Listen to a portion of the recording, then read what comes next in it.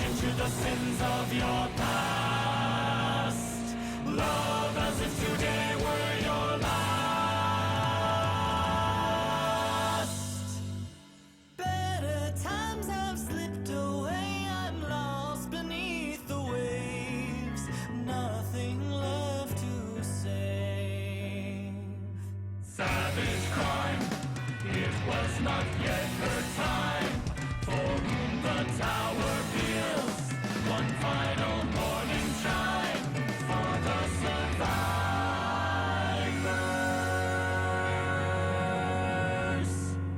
Speak to me before my fate is reckoned. Comfort me, they'll arrive at any second. 6 o'clock, and I got no doubt the gang is out for blood. Is on your hands, our own, killed in the fight. You'll die tonight. There he is. Maria. Why is he on our block? Track him down, make him bleed. We'll take him. We'll beat him down. Take him to the ground. Dance with the devil young. And so are we.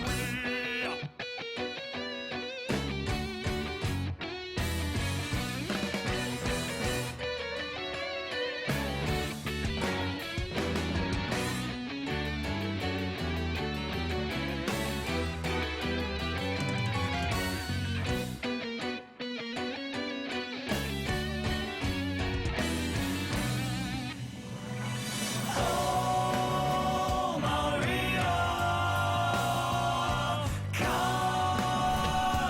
Et bonjour à tous. Voilà, sur mon image, c'est mieux. Voilà. Hop là. Donc, nous voilà pour la seconde partie du test de Final Fantasy VI. On va tout de suite lancer parce qu'il y a beaucoup de choses à dire, beaucoup de choses à montrer et qu'on ne sait pas si on aura de toute façon le temps d'aller jusqu'au bout. Donc, on l'a dit, Bizok, où est-ce que tu es? Bizok, tu es là. Parfait. On est parti. Donc souvenez-vous, on s'était arrêté juste après l'opéra. On venait de battre Ultros avec une Desperation Attack. Et nous voici arrivés avec l'entrée du coup de Setzer, le Tony Stark de cet univers. Alors j'essaie d'aller assez vite parce on va vraiment voir beaucoup de choses, hein, mais pour vous donner un petit peu le contexte, je suis malade en plus d'avoir le dos cassé. Donc c'est absolument merveilleux, ce qui fait que j'ai la voix complètement défoncée. Mais c'est pas grave. Et qu'en plus, aujourd'hui, on va voir énormément de choses très compliquées. Donc c'est parfait. C'est vraiment la situation la plus idéale. Ok, donc pour rappel, pour l'instant, il n'y a pas eu trop de trucs ouf, sinon qu'on a skip Céleste, qui a été devenue Kutan. Elle est toujours Kutan, par contre, depuis la scène de l'opéra, maintenant, elle a regagné son sprite. Par contre, elle est toujours aussi inutile.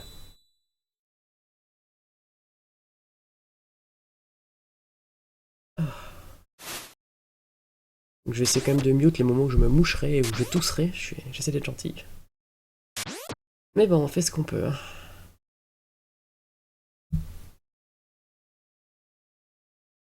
Donc la longue séquence où on va récupérer Setzer. Setzer qui a enlevé Maria, mais en fait c'était Céleste. Et visiblement ça pose aucun problème au reste de l'humanité qu'un type débarque et enlève une nana.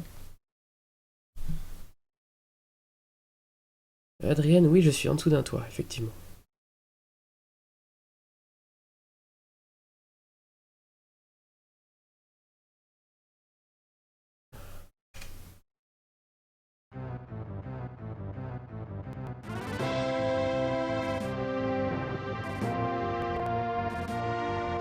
Voilà, on essaie de convaincre Setzer pour qu'il vienne avec nous, qu'il nous prête surtout son airship.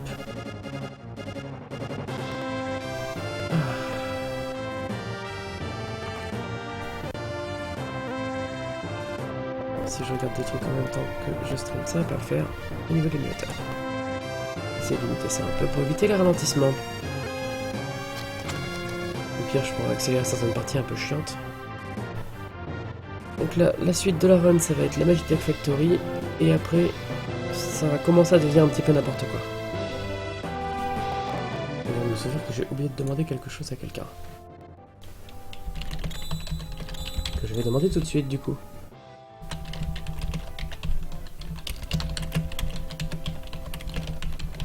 Je vous laisse apprécier le bruit de mon clavier.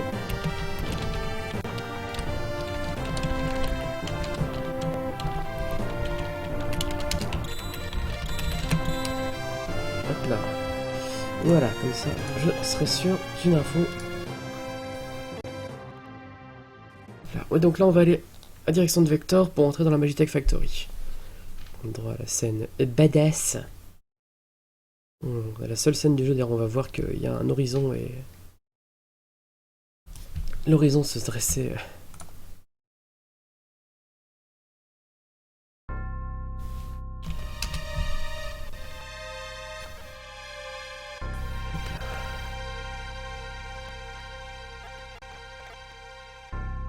Les grandes lumières au fond.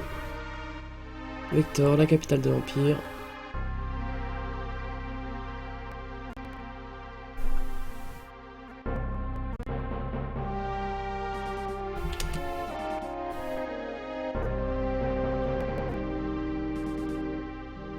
Génial parce qu'il y a tellement de trucs compliqués à expliquer ce soir pour commencer ça. Mais il faut attendre de toute façon parce que je vais attendre que ce soit le moment opportun pour en parler.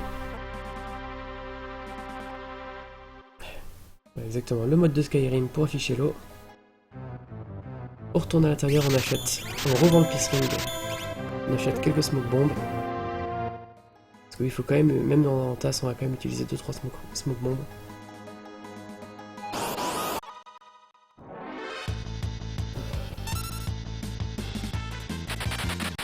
Et bien sûr, toujours les fuites ultra rapides, les manipulations en début de combat pour avoir les préemptives. Ça va pas changer.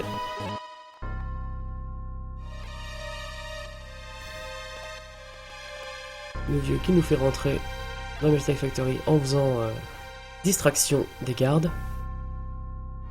Ce qui nous permet de monter dans les échafaudages.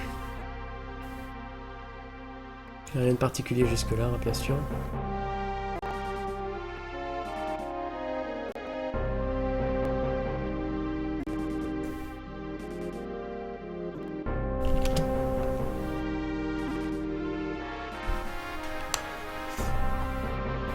Bon, la Magitech Factory, un endroit bien connu, un endroit où il y a des risques de reset, hein, on va dire normalement, avec plein d'objets cachés.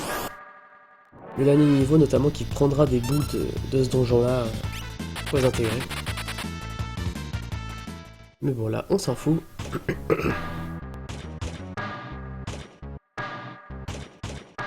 On va aller direct le plus vite possible.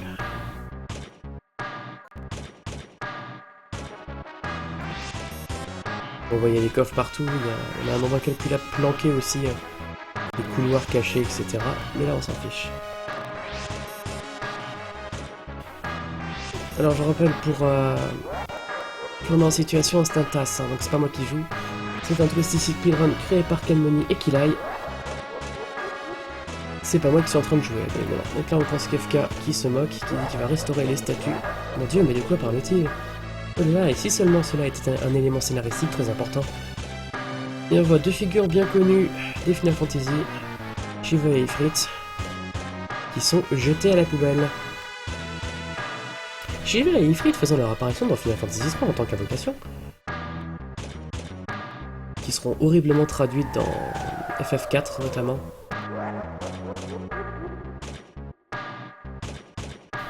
Mais bon, la version américaine de FF4, la traduction, elle est discutable.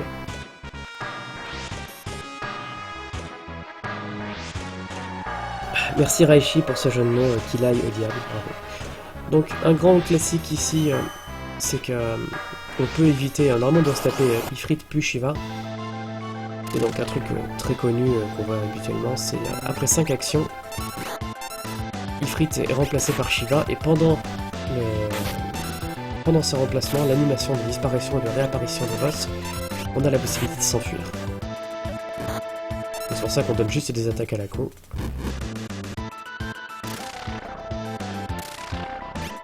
On voit que la dernière personne qui a fait une action c'était Céleste, donc le temps que la barre d'ATB se remplisse, ça aurait fait perdre du temps, ou on aurait fallu la tuer avant. Donc on a manipulé le boss pour qu'il tue avant la fuite, comme ça on a permis de s'enfuir le plus vite possible. C'est vraiment de l'optimisation de poil de cul. Ici important, on va voler une magicite. Une magicite, qu'est-ce que ça fait? Une magicite, ça fait une invocation au hasard. Même parmi des invocations qu'on n'a pas. Et sauf Odin et Raiden qui ne peuvent pas être invoqués par cette manière. Donc on va s'en servir à un moment pour le seul moment de farm du jeu. On récupère Shiva parce qu'elle est sur la route. Ifrit, on s'en fout.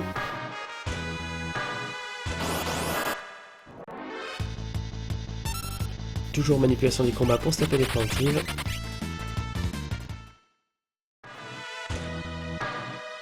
Un TAS à la base, Galcorbo, c'est un fichier avec des pressions de touche à chaque 60 fois par seconde.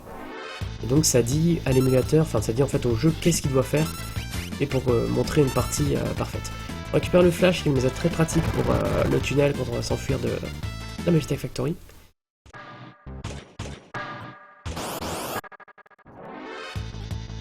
Et surtout, de manière générale, on se barre.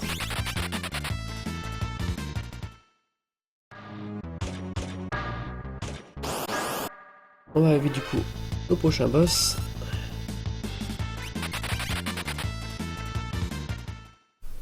Le monstre de Frankenstein du donjon, number 24. Pourquoi 128? Non, c'est 24. Mist Shop Run Edge. Il fait un overflow sur Locke qui va le confus.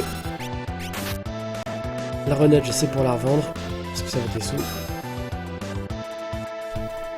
Surtout le but, voilà, c'est avec Locke de taper sur Sabine pour le faire baisser en vie suffisamment. Donc on a deux persos qui soient pas en vie, et n'oubliez pas, si se passe plus de 25 secondes qu'on fait une attaque, on a une chance sur 16, quand on a moins d'un huitième de ses points de vie, de faire une Desperation Attack, ici Royal Shock pour Edgar, et Tiger Break, parce que oui, une seule Desperation Attack n'est pas suffisante. Pour tuer le boss, il faut en faire deux. C'est chose faite, et c'est explosé. Et il me semble qu'on a le drop rare sur ce boss, de mémoire. Je chope une Blizzard, je sais plus si c'est le drop rare ou pas.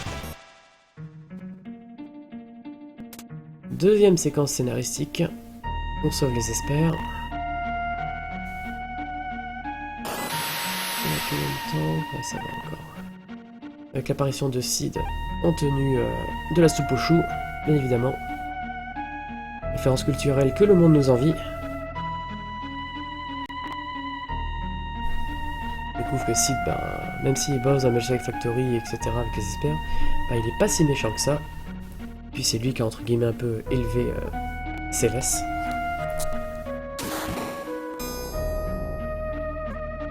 Les espères préfèrent mourir et nous donner leur pouvoir, parce qu'il nous faut confiance. Principalement grâce à Terra, bien sûr.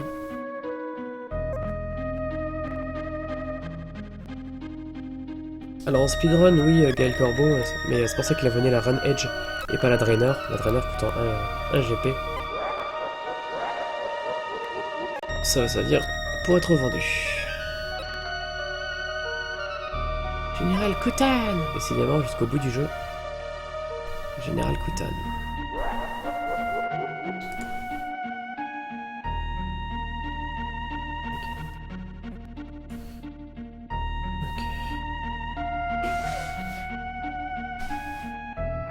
Donc bon, Kefka qui tente encore de nous manipuler, de nous faire croire que Céleste est contre nous et que c'était un piège.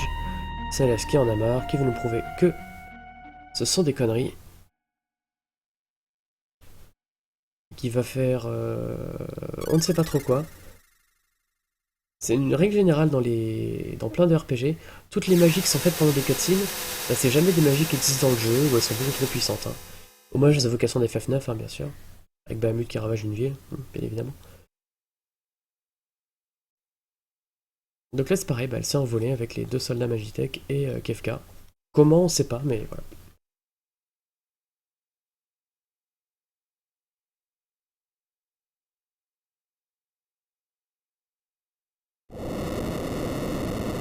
Du coup on va arriver à un passage que les aficionados de MV apprécient particulièrement. Le passage mode 7 et ciré jaune. Donc le passage le plus vomitif et le plus moche de Final Fantasy VI.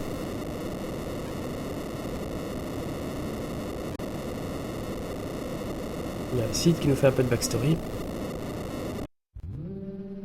Donc ici, important, les combats qu'on va rencontrer, plutôt la formation des combats qu'on va rencontrer dépend du personnage principal. Donc on va mettre Edgar en haut, Sabine en haut et Edgar en bas. Pourquoi Edgar en bas? Parce que sur les préemptifs, c'est toujours le personnage le plus bas qui commence. La même raison pour laquelle on a mis Terra en bas tout au début du jeu. Et ici, bah, comme on a récupéré Flash juste avant, on va buter les ennemis avec Flash. D'où le fait d'avoir mis Edgar tout en bas.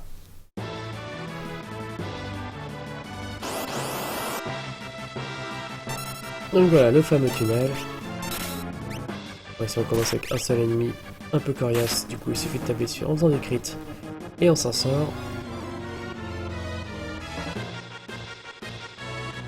Voilà, donc le fameux tunnel en mode 7 absolument dégueulasse. Avec des sprites gros comme mon poing. Ce qui est bien, c'est qu'on voit les frames de chargement à chaque animation, on sent que la SS a du mal à tout charger. Donc voilà, la principale raison pour laquelle on a récupéré Flash, c'était pour ça. Pour one shot ce pack d'ennemis.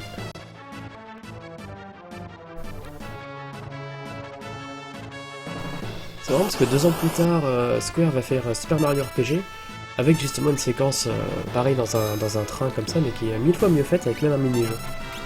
Alors que là, on a l'impression qu'il y a plusieurs embranchements, etc., mais en fait, les inputs ne servent à rien.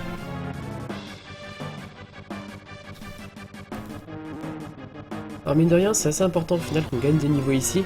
Parce que quand on va récupérer Terra, après toute cette séquence, etc., machin, son niveau va être rééquilibré à la moyenne du groupe. Et donc elle va passer du niveau 6 au niveau 9, si je ne m'abuse. Je pense que c'est ça au niveau des valeurs. Toujours le même groupe, le même genre de pack, Flash. Et on roule dessus. On a remarqué aussi que comme Céleste c'est partie du groupe, on a à nouveau tous nos persos qui sont heal. On n'a plus Sabine et Edgar à 5 points de vie. Comme d'habitude, hein, dès qu'un personnage quitte le groupe, on est forcément heal complètement, pour éviter de se retrouver avec un groupe zombie. Qui serait, par exemple, si on avait que Céleste vivante dans le groupe, on aurait eu dans ce cas 3 cadavres qui se déplaceraient. Ce qui est pas très très cool.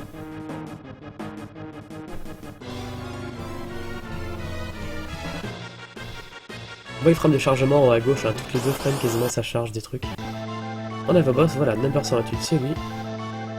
Qui est en 3 parties. Ah, c'est là-dessus que je crois qu'on voit le truc rare, c'est sur le ça. Tempest. On bourre le corps. Oh là là, la vie d'Edgar est bien basse. Mais elle n'est pas encore complètement basse, hein, parce qu'il n'est pas... il n'est pas par terre. Voilà, là, elle est vraiment très basse. Dès que le personnage est au sol, c'est qu'il peut faire une Desperation Attack. Et bim, c'est déjà fini. On va déplacer le curseur sur la Smoke Bomb parce que ça va nous servir pour le prochain combat. D'ailleurs, c'est une arnaque, vraiment une arnaque pour le coup, le prochain combat, vous allez voir. On a appris Muddle avec Locke, ce qui est très important pour la suite, mais ça, on vous l'expliquera en temps et en heure. Donc voilà, la fin de cette séquence-là. Normalement, juste après, c'est Cranes. Ça fait un combat nul, mais on s'en fout. Donc Cranes, normalement, c'est la première direction de 7 heures en combat. Et surtout, en speedrun, en 80% en tout cas, c'est la première direction du Joker Doom. Joker Doom, on rappelle, on peut le manipuler, hein, c'est les slots de 7 heures. En utilisant certains objets, il y a un compteur en fait qui n'est pas montré par le jeu, qui va s'incrémenter à chaque animation de combat. Donc si on commence et qu'on utilise, alors je ne sais plus comment s'appelle l'objet, c'est pour retirer un Echo Screen, on peut lancer directement un Joker Doom. Sauf que là, il y a une arnaque.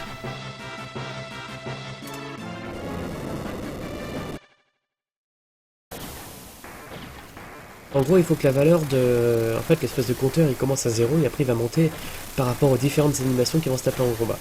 Et on sait qu'à 16, par exemple, on peut avoir Joker Doom. Et normalement, justement, l'Echo Screen, ça va monter de 16. Mais c'est pas comme ça qu'on va le faire.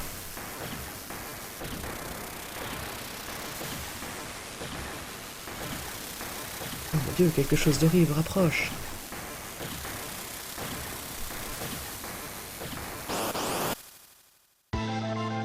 Donc, Cranes. Alors ça va aller très vite. On attend que la barre est haute. On fait une Smoke Bomb. Et pendant le début de l'animation de Smoke Bomb, on valide le premier set. Pourquoi ? Smoke Bomb, en fait, ça monte non pas de 16, mais de 64. À 64, par contre, on ne peut pas avoir de Joker Doom. Sauf que là, l'arnaque, c'est que le Joker Doom a été commencé à être validé alors que la valeur était en train de monter, parce qu'elle passe pas directement de 0 à 64, elle passe par plein de valeurs. Et dès que la valeur était à 16, on a validé le premier set pour pouvoir valider après le Joker Doom. C'est beau. C'est absolument infaisable à la manette, mais c'est beau. Évidemment, à la Smoke Bomb ne pouvait pas marcher un combat contre un boss, bien évidemment. Du coup, on n'a pas encore le contrôle de l'airship, hein, là c'est juste le jeu qui fait mémuse. On retourne à Zozo. Dans les espères qu'on a récupérés, il y a quelque chose de particulier. Une invocation, c'est Maduin.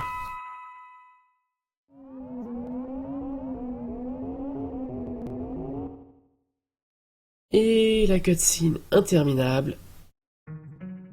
Avec Terra qui se souvient qu'elle a grandi dans le monde des espères. Et oui, et non, je ferai pas d'imitation d'MV encore, hors de question.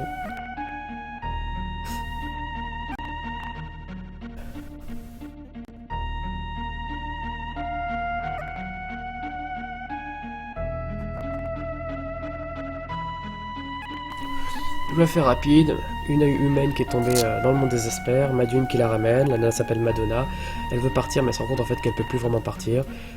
Ils tombent amoureux, ils font plein de choses que je ne vais pas commenter, et naît une fille qui est bien évidemment Terra, qui est du coup mi-humaine, mi-espère. Voilà. Donc maintenant que j'ai expliqué tout ça, on va pouvoir parler de trucs plus intéressants et je vais vous parler de ce qu'il y a de glitch. Parce que même si on n'y est pas encore, ça va demander beaucoup d'explications. Alors c'est un glitch qui n'existe que sur la version 1.0 du jeu, parce qu'il y a deux versions de la cartouche américaine qui se baladent, c'est la 1.0 et la 1.1. Donc ce glitch là n'existe que dans la 1.0.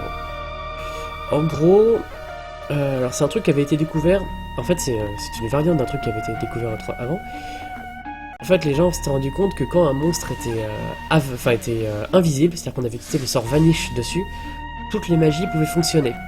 Et notamment ça a donné naissance entre guillemets à une technique qui est le Vanish Doom. En gros on rend un ennemi invisible et on lui balance Doom ou X-Zone, donc les sorts de mort instantanés, et ça le tue en un coup. Ce qui est extrêmement facile du coup pour traverser le jeu, même si ça ne marche pas sur tous les boss. Or, ce qui a été découvert en plus, c'était que quand on mettait un mob invisible avec Vanish et qu'on utilisait la technique Sketch de Realm, donc une technique censée recopier une action que fait l'adversaire, il se passait des choses très bizarres parfois. C'est-à-dire, des fois il y avait des gros glitches graphiques absolument dégueulasses, des fois le jeu plantait, des fois le jeu il restait bloqué 10 minutes, etc. Les personnages ça voulait rien dire, c'était glitché dans tous les sens, et souvent l'inventaire était réécrit. Or l'inventaire réécrit, ça permet de faire des choses bizarres. Donc voilà, ça c'est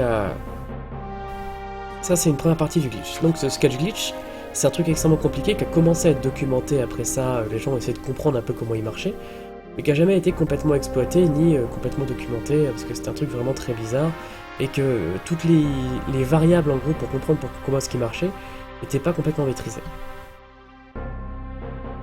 Ensuite, il y a autre chose dont il faut qu'on parle, un glitch qui existe dans la version japonaise mais pas dans la version américaine.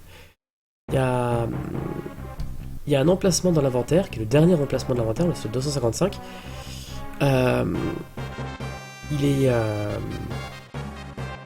C'est un slot qui est... dans la version japonaise, en fait, dès qu'on met un objet dans ce slot, on peut équiper cet objet n'importe où dans l'inventaire. Enfin, on peut équiper cet objet n'importe où sur n'importe quel perso. Par exemple, le classique, c'est qu'on mettait auto-crossbow dans ce slot-là, et on peut du coup équiper les auto-crossbows comme casque, comme armure, etc. Donc il y a des combinaisons comme ça qui permettent de faire des trucs complètement craqués. Et c'est un peu de ça qui est parti justement ce task-là, c'est de trouver justement un scale glitch qui allait réécrire l'inventaire de manière à avoir des objets complètement craqués dans ce slot de l'inventaire. Ah oui, non, parce que j'ai oublié quelque chose, pardon. Dans la version américaine d'FF6, ils ont corrigé ce bug, mais pas complètement. C'est-à-dire qu'ils ont juste corrigé le fait qu'on ne pouvait plus mettre d'objets dans ce slot-là de l'inventaire. On ne peut plus déplacer un objet à cette place-là. Sauf qu'avec le sketch glitch, comme on réécrit l'inventaire, comme c'est une des conséquences, on va dire, généralement de ce glitch, on réécrit complètement l'inventaire, et donc on peut se retrouver avec des objets qui se retrouvent à la place de 155 de l'inventaire. Et dans ce cas-là, on va pouvoir réécrire, on va pouvoir rééquiper justement des objets ainsi créés, ainsi générés, pour les mettre n'importe où. Et donc c'était comme ça, c'est de ça qu'était parti ce TAS, c'était d'utiliser cette fonctionnalité pour pouvoir équiper des objets craqués dès qu'on récupérait Ren, et donc de gagner du temps. Sauf qu'en fait, c'est parti complètement en n'importe quoi très vite après. Et le glitch a permis des choses beaucoup plus poussées. Parce qu'il y avait un autre glitch qui avait été trouvé du coup qui dépendait du sketch glitch sur TAS vidéo, mais qui avait jamais été exploité. Et c'est ça en fait qui a dû être ce glitch là, donc auquel je viendrai quand on y arrivera, j'en parlerai. C'est du Engage glitch qui a permis du coup de gagner 45 minutes à la run. Le gros problème en fait c'était d'arriver à quelque chose qui fonctionnait. Et surtout à une route qui marchait. Une route qui permettait d'inclure toutes les différentes magies et d'avoir les différentes variables du sketch glitch, que je vais expliquer je vous rassure. Et en gros d'arriver à quelque chose de propre qui fonctionne. Donc voilà, maintenant libération. On a enfin accès à l'airship. On met juste Terra et Locke. On anticipe en fait. On leur met des magies parce que c'est très important qu'ils apprennent des magies tous les deux, même si Locke a chopé Muddle, c'était la magie la plus importante pour lui.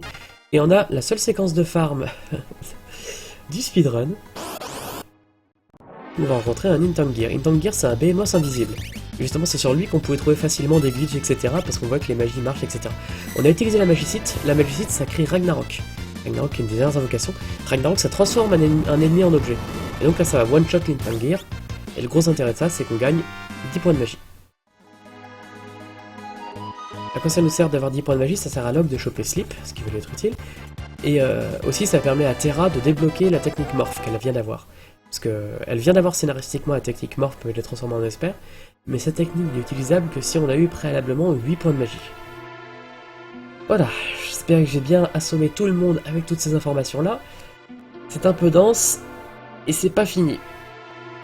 C'est loin d'être fini.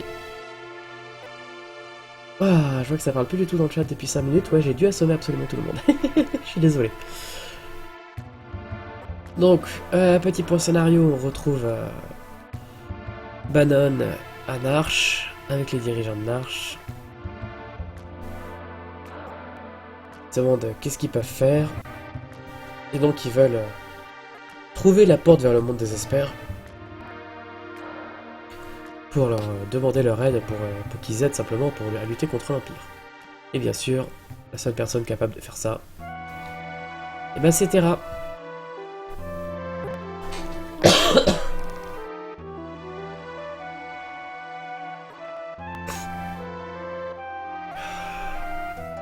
Donc voilà, un sketch glitch, je vais essayer d'expliquer rapidement comment il marche quand on y arrivera un peu plus loin. De toute façon on a un peu de temps heureusement avant de le voir.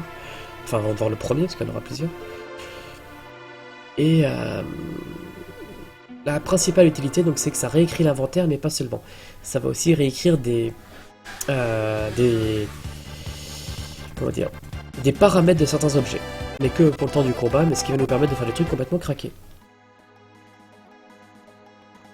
Prends des notes.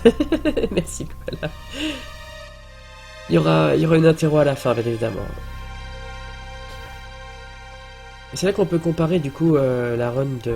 Enfin ce que faisait par exemple MV en speedrun par rapport à ce genre de run, ça a complètement changé.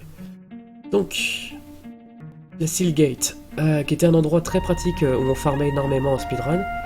On se mettait invisible avec fantôme et on avance à toute vitesse. Alors ici, on fait énormément de mouvements simplement parce qu'on veut provoquer un combat ici, dès qu'il y a le changement de pont. Parce que en s'enfuyant de ce combat, en fait, le pont va directement revenir et changer de forme. Et même si on n'a pas l'impression que ça fait gagner du temps, en fait, ça fait gagner 3 secondes par rapport à ce qu'on avait attendu. Donc c'est pas si mal. Normalement ici, donc c'est un endroit en speedrun où on farm énormément et on gagne plein de thunes et plein d'AP. Puisque les ennemis sont tuables avec revive. Avec simplement des revives. Donc nous on s'en fout, hein, bien sûr, on s'en fout de farm là, maintenant. On a chopé les 10 AP qui nous manquaient.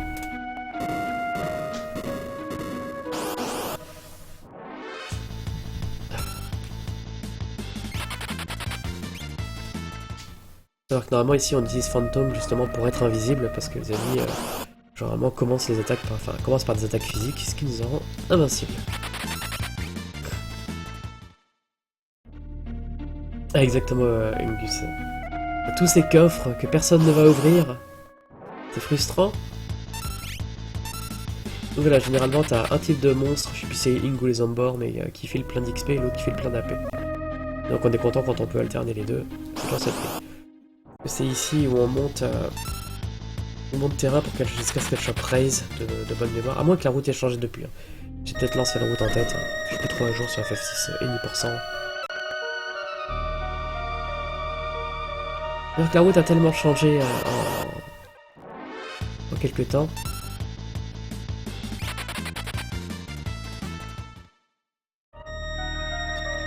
Et on arrive à the gate.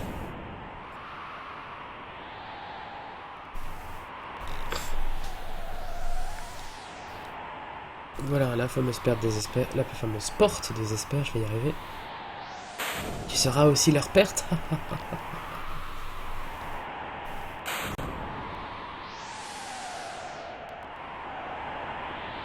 Ça a pas l'air, mais on s'approche déjà dangereusement de la fin. Il y a encore pas mal de trucs à faire, mais on est quand même déjà très avancé par rapport à l'histoire. Mon dieu, vite, ouvrir la porte. On a un combat contre quelqu'un, et là par contre on fait exactement comme en speedrun. On peut pas s'enfuir avec ALR.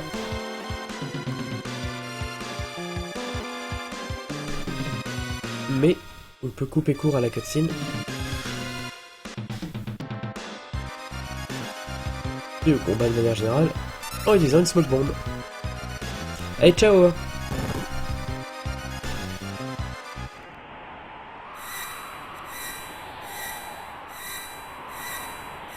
Porte désespère et non pas la perte de l'e-sport. Merci Coel.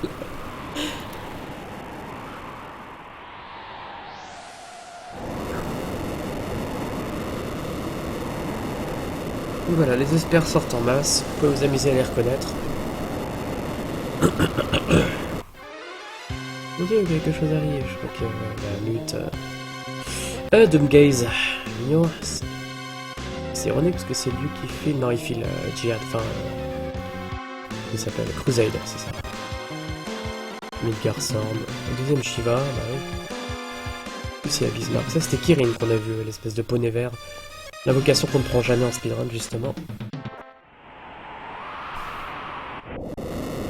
Alors, trivia nul de Kilai. Ici, si on avait 4 persos, bah, y a un rocher de moins qui tombe devant la porte. Voilà. Je sais plus si c'est Kilai ou Kanmei. Je crois que c'est Kilai qui m'avait sorti ça. Et ce dernier rocher, voilà, qui n'apparaît pas. Parce qu'il y a trop de sprites à l'écran.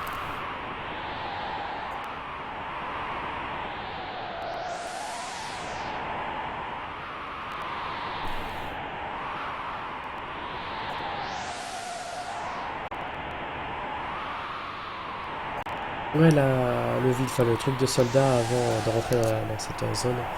En fait, on n'y a accès qu'après le banquet. Et que si on a fait un bon score au niveau des gardes, etc. Du coup, où sont partis les espères? Bah évidemment, ils sont allés là où il y avait les autres espères en train de se faire torturer. Ils sont allés direct à Vector.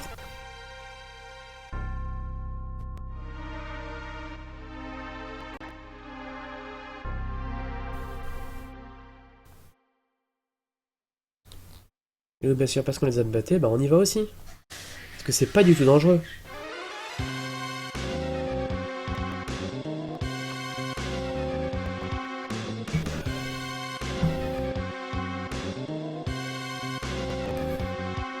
Et bim, plein d'espères qui nous arrivent sur la gueule. Ça revient la malamute. Alors, revla Kirin. Revla Bismarck, on l'avait pas encore vu. Carbuncle. C'était Phantom, ça. Oui.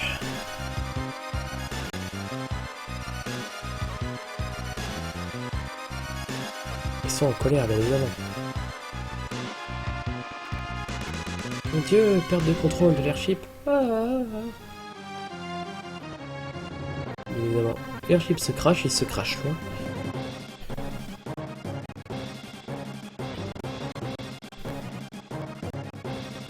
Oh, Ça a du mal, dès qu'il y a du mode 7, l'émulateur il perd un peu de temps.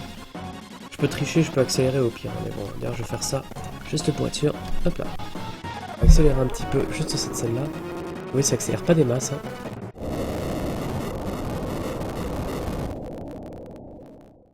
Voilà, donc l'airship s'est crashé au sud-ouest du village.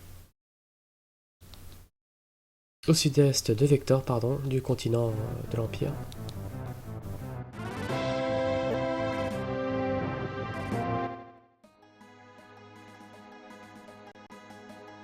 Et ici, on chope une table chocobo, d'où c'est le fait que ça a valu le coup à Collingen de prendre un chocobo, juste pour éviter de se taper la cutscene ici.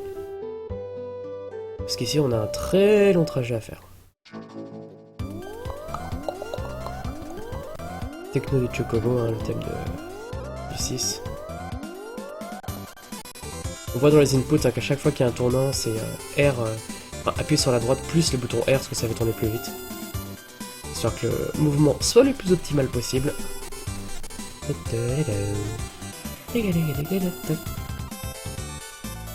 ici, ils arrivent à Vector en flamme. Voilà, c'est un peu la violence.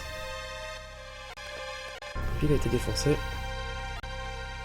On trouve d'ailleurs en haut le Banon qui est là.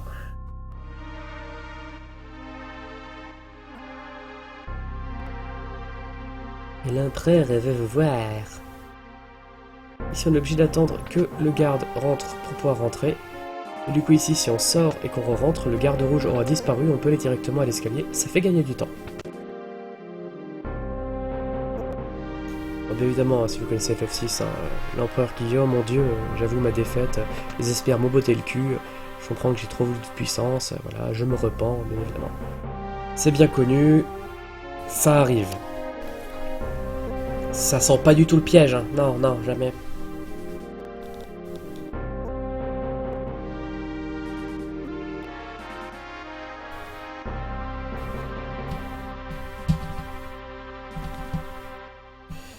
Ministre de Chrono Trigger, tu veux dire le chancelier, je suppose. Le chancelier de Chrono Trigger, c'est le... Et en fait, Yakra 13 dans le présent. Ça, celui qu'il te faut en prison, c'est en fait Yakra 13, le descendant de Yakra. Alors ici, normalement, on est censé, en speedrun en tout cas, parler au maximum de gardes, etc. machin, parce qu'on va récupérer le Charm Mangle qui divise par deux les combats aléatoires. Sauf qu'on est en tasse, et que ça nous ferait perdre du temps, et qu'on s'en fout. Du coup, on a 4 minutes à perdre. Donc on va s'amuser pendant 4 minutes. On prépare les objets quand même.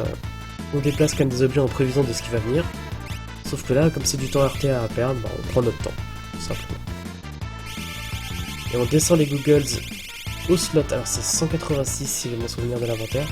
C'est par rapport au premier sketch qu'on va faire, c'est ça.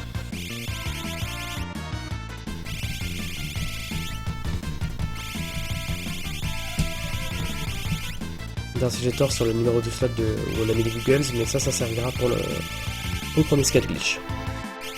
Pour un truc très précis. Donc bon, on a du temps à perdre. Là, on s'amuse.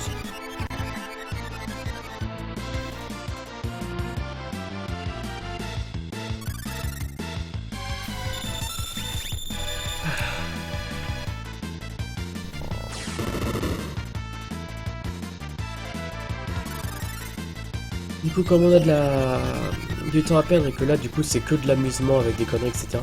Je vais vous expliquer un petit peu plus en détail comment marche le sketch glitch.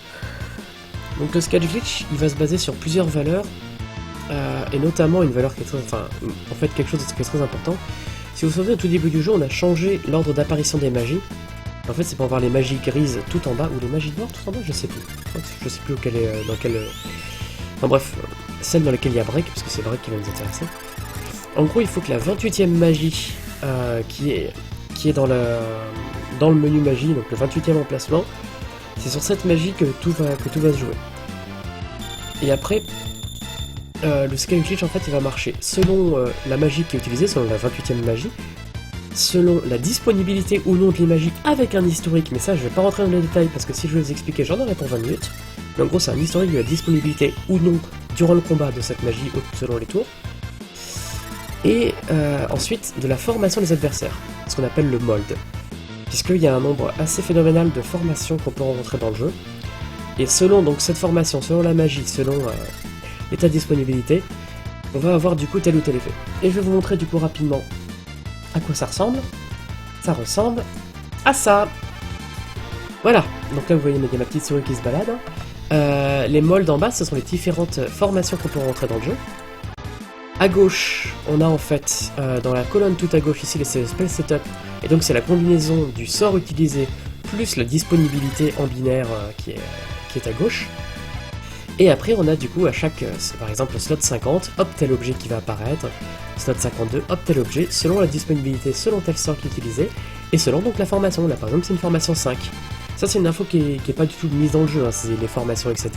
Ce sont que des trucs qui sont qui sont trouvables que avec de la mémoire, etc. Alors, à la base, je voulais vous montrer un exemple pratique dans le jeu, mais je crois qu'on aura non seulement pas le temps, et surtout, j'ai pas eu le courage aujourd'hui de chercher précisément un exemple concret qui sera intéressant. Mais voilà, c'est infernal. Il y en a vraiment plein, parce qu'il y a tout qui change. Il y a les magies ça peut être des magies qu'on a appris, ça peut être... je crois qu'on a fini le combat, ouais, c'est bien.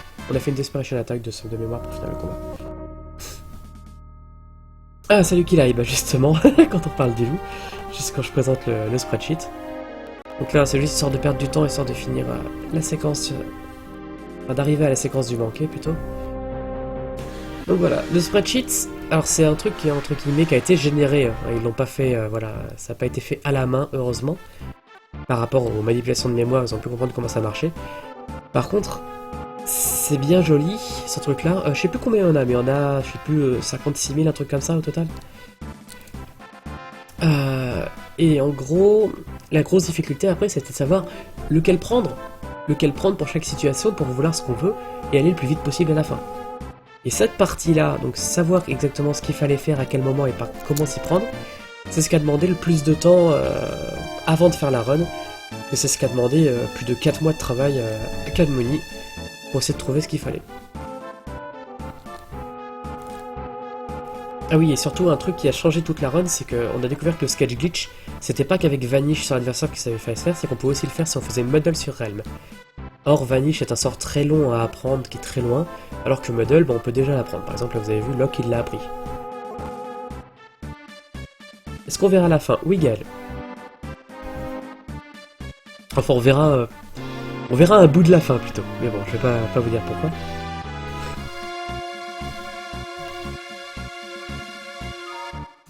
Ah merde, ça a sauté.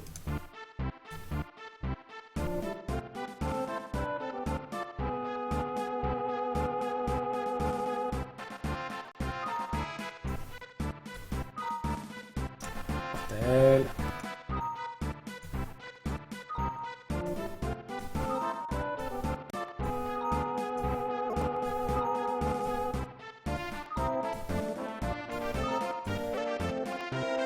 Qu'est-ce qui se passe? Ouais, ça a sauté.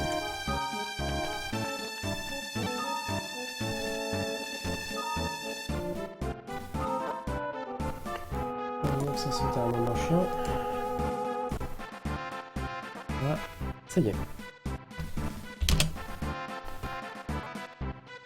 Ça y est, nous sommes revenus. Normalement, vous allez pouvoir me retrouver.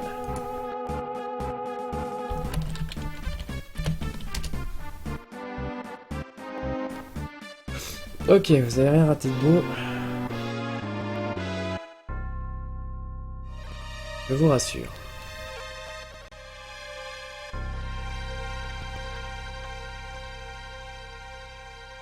Alors, normalement, c'est bon, c'est revenu. Vous devez avoir retrouvé l'image et tout. Donc, on a juste attendu la fin du banquet en allant le plus vite possible, en prenant les choix qui faisaient le moins de dialogue. Et... c'est revenu. Oui, non, voilà. Et du coup, on est sorti. Alors, trivia complètement nul. Non, d'abord, on va attendre de sortir. Ici, pour sortir le plus vite possible, et c'est complètement bizarre, il faut aller dans cette maison. Et ici, on peut utiliser une Warpstone dans le café. On en profite du coup pour s'équiper. Et il n'y a que dans cette salle-là qu'on peut utiliser une Warpstone. Dans le reste de la ville, on peut pas, on sait pas trop pourquoi. Trivia complètement nul. Ici, si on va au sud-ouest, qu'on retourne dans l'airship où il y a Setzer, on peut avoir une scène supplémentaire entre Sid et Setzer qui parle justement Airship et compagnie, et où cette Zer parle notamment de comment elle s'appelait Ah mon dieu, j'ai un trou. De sa copine justement qui pilote le Falcon, dont on voit la toupe. Daryl, c'est ça. Alors, je vais pouvoir reprendre. Nick.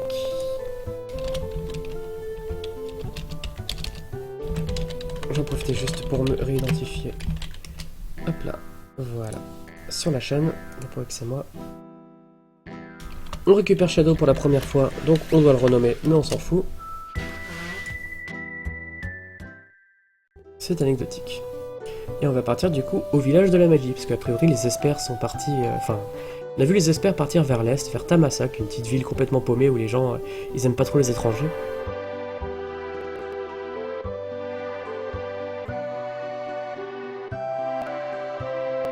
Mais d'abord, on a une scène chiante, et pas de scène intéressante. Donc ouais, je vais le refaire rapidement pour le skip glitch, parce que je sais pas quand est-ce que j'ai été coupé, mais normalement tout est passé. 28ème magie dans le menu magie. Là, en l'occurrence, ce sera break. Et selon la magie, selon la disponibilité de la magie et selon la formation des ennemis, on va avoir tel ou tel ou tel ou tel effet. Et après, on va exploiter ça pour avoir de nouveaux trucs complètement craqués. L'opéra s'est déjà passé, c'était la semaine dernière.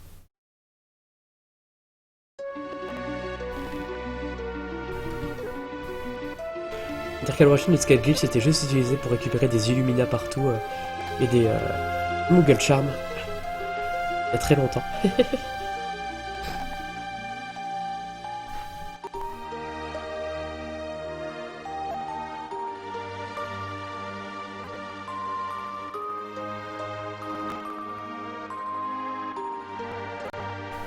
Alors, on a le thème de Céleste complet pour une fois.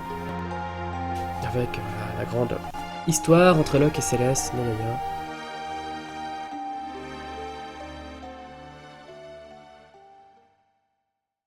Et du coup, le lendemain, on part en bateau, direction Tamasa. Donc ouais, je pense n'avoir rien oublié vis-à-vis du Skate Glitch pour l'instant, parce qu'il y a encore d'autres trucs à expliquer, mais ça, on n'y est pas encore. Donc voilà, la base, surtout au niveau du Skate Glitch, il faut bien comprendre, c'est que ça va réécrire l'inventaire. Donc là, on va le faire pour que ça réécrive d'une certaine manière. Non seulement ça va réécrire l'inventaire pour changer des objets, mais ça va aussi changer certaines propriétés de certains objets. Par exemple, des objets vont apparaître dans l'inventaire qui seront équipables alors qu'avant ils ne l'étaient pas, voire certains vont devenir utilisables alors qu'ils ne l'étaient pas avant. Ce qui va nous permettre de provoquer d'autres glitches derrière. En plus de nous créer des objets, ce qui est quand même l'utilité principale. On continue les phases scénario, avec Terra et Léo qui parlent.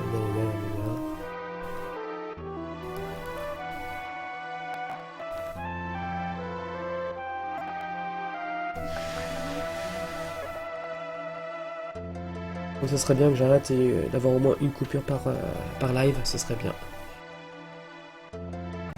Je sais pas pourquoi d'ailleurs, il n'y a aucune raison.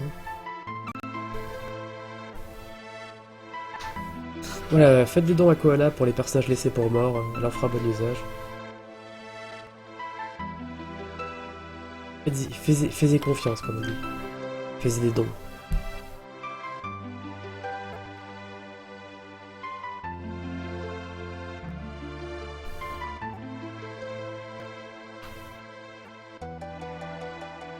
Ah, tu verras, Gaël. Si, il y aura quand même Dancing Mad. Pas complètement, mais il y aura Dancing Mad.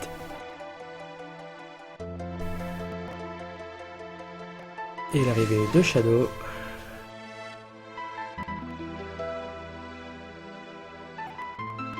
Qui a tout de suite une vision un peu plus...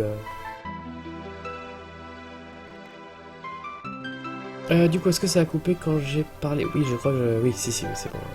La cutscene cachée que quasiment personne n'a vu entre Sid et Setzer. Il parle de Daryl. Si, c'est déjà revenu quand j'en ai parlé.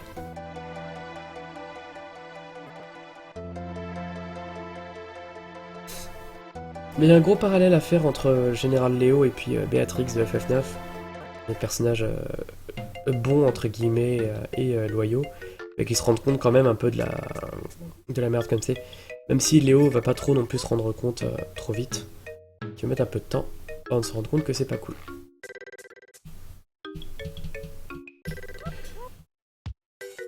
Alors Flav, ça sera genre équiper un accessoire comme une arme, et en l'occurrence pouvoir utiliser un accessoire comme si c'était un objet consommable, mais qui ne sera pas traité par comme un objet consommable, parce qu'on sera dans une situation bien particulière. Mais on va y arriver.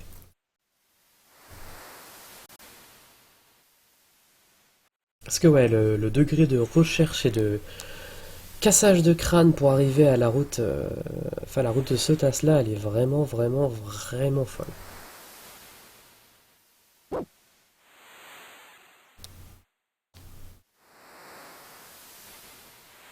Et du coup, Paratamasa.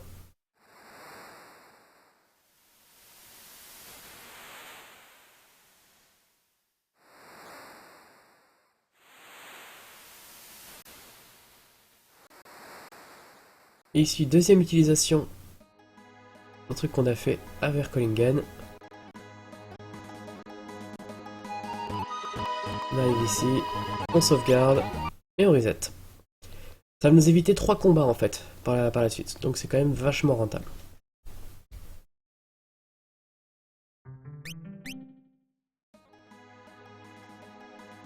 Donc tout va bien, on est toujours synchro, il n'y a pas de problème. J'ai toujours un peu les boules avant un reset. Qu'il y a un souci, mais ça marche pas.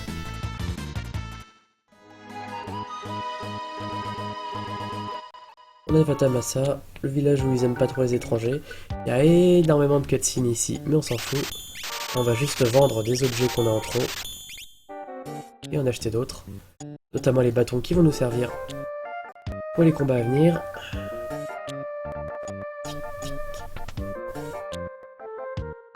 Et on rencontre Strago, le mage bleu du groupe. Et ça, j'ai vu les enfants, j'adore les mages bleus dans les RPG. Et Strago, c'est vraiment l'exemple parfait, comme Quina d'ailleurs dans FF9, du personnage mal aimé. Et c'est vraiment dommage parce que putain, quand tu joues à bas niveau en fait et que tu t'embêtes à récupérer des magies bleues avec Strago, bah, il est surpuissant. Et je peux dire exactement la même chose de Quina dans FF9. Hein. Donc, si tu t'emmerdes à monter ses magies, etc., à récupérer ses magies bleues, elle est formidable. Et l'introduction de Relm, la petite fille de Strago. Et potentiellement la fille de Shadow. Mais ce ne sont que des rumeurs, bien évidemment. Ah bon, le jeu dit à moitié hein, que voilà, c'est la fille de Shadow. De Clyde, de son vrai prénom d'ailleurs.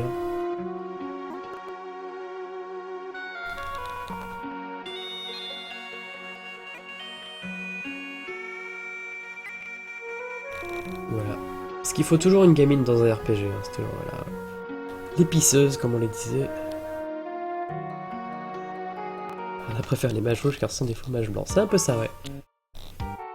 Ouais, mais alors un mage bleu avec White Wind, selon le FF, ça te sauve ton groupe. Hein. Dans FF7 notamment, c'est tellement puissant.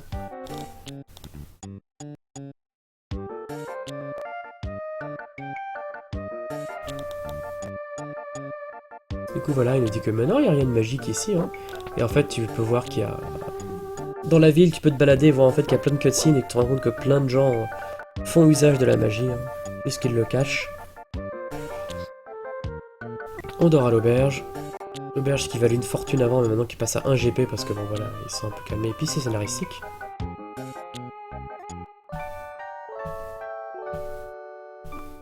Et ni pour 100 RBA. Merci Cad. Réalise bizarre aventure, c'est un peu ça. On est réveillé en pleine nuit par Strago parce qu'il y a une maison en feu. La maison où sont stockés les Fire Road. Et il y a Relm, bien sûr, qui était dedans.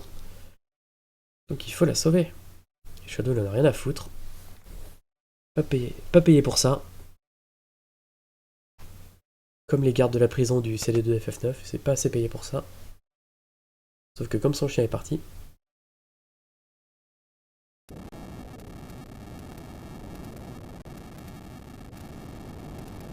Bon, et bien évidemment, hein, comme c'est une situation d'urgence, qu'est-ce que va faire Strago et qu'est-ce que vont faire les villageois?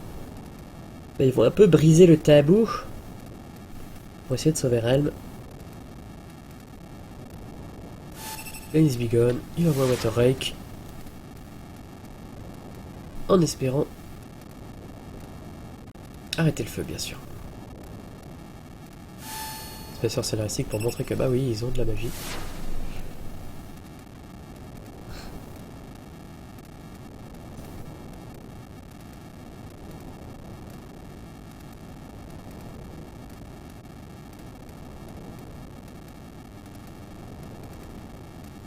Un truc important concernant le sketch glitch, c'est que toutes les manipulations qu'on va voir une fois qu'on aura récupéré Realm, et il y en a des hardcore, hein, parce qu'il y en a quand même des, je pense à celle avec le Google Glitch X Magic Self-Engulf, Reverse Engulf, c'est des choses qui sont hardcore, compliquées, incompréhensibles pour un type qui cherche pas à comprendre comment ça marche, mais c'est faisable à la manette. C'est pour ça d'ailleurs que la route Any%, techniquement, bah, c'est avec le long warp, c'est avec le sketch glitch. Mais c'est pas un truc qui est task only, contrairement à ce qu'on a vu par exemple sur le Joker Doom improbable, ça c'était task only par contre. Bon, évidemment ici on manipule les ennemis, on attend en fait avant de passer une porte pour être sûr que les flammes soient bien placées pour pouvoir éviter les combats.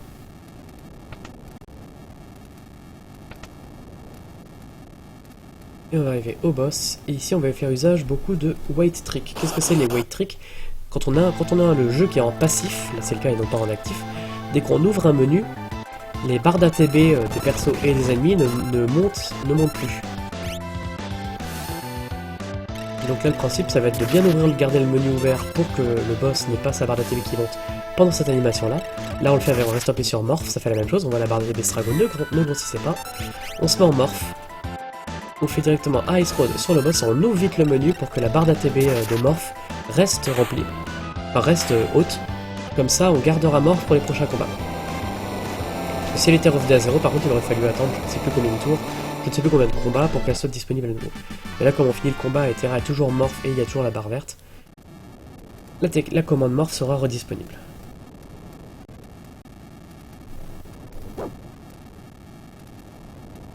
Ah salut Vesperia.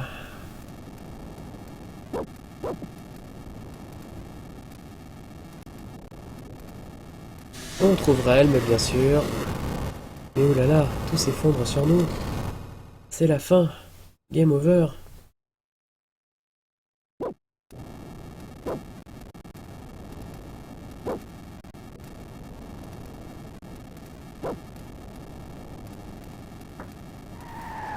Mais heureusement, Zoro est arrivé. Encore une fois, dans une cutscene, du coup, Shadow tue 5 mobs en une seule attaque. Aucun problème. La puissance des PNJ pendant les cutscenes.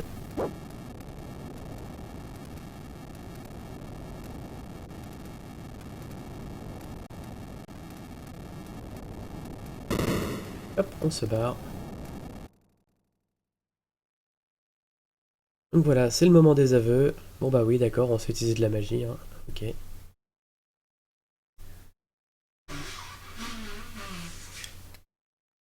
C'est difficilement comparable le travail entre un TAS et un speedrun. Sur 3DS, non, le jeu n'est pas disponible sur 3DS. Il est ressorti sur GBA et sur PlayStation. Je déconseille les versions PlayStation. Il y a des chargements absolument immondes.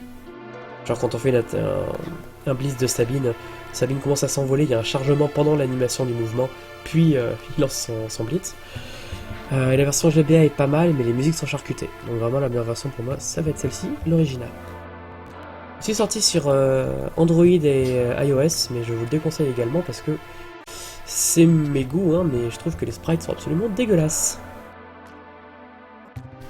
On te dit à tes souhaits, même si tu fais que tout ça.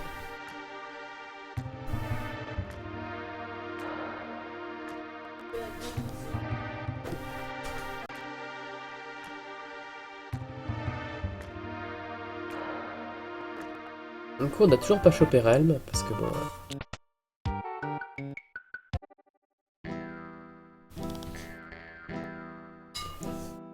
Et Shadow se barre. Parce que voilà, salut, j'ai la classe.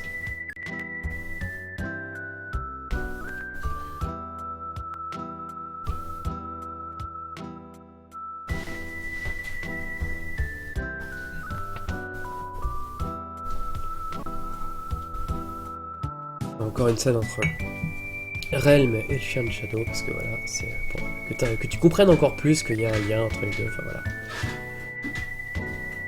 Mais bon. On peut avoir le passé de Shadow, selon les moments où on l'a dans le groupe et qu'on va à l'auberge, on n'a pas souvent des... On peut avoir des cutscenes comme ça qui racontent son passé. Mais bon, là évidemment, on n'en verra pas.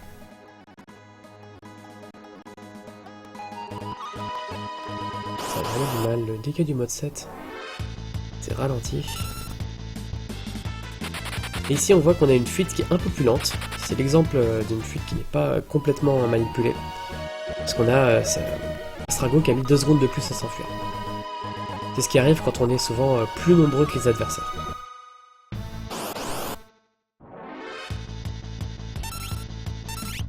Les cavernes. Et ici, on va juste farmer quelques points.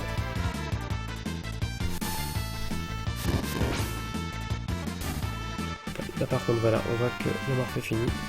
On a chopé Drain. Le but étant en fait d'accumuler certaines magies pour décaler les autres magies qu'on a apprises dans les menus. Là on est obligé de faire, enfin on a fait un petit aller-retour exprès parce qu'il fallait attendre que Relm apparaisse et disparaisse pour qu'on puisse passer à la zone suivante.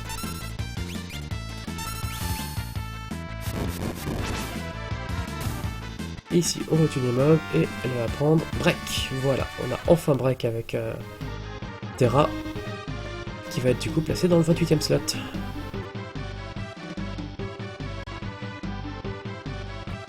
On arrive devant les petites statuettes à l'effigie des statues.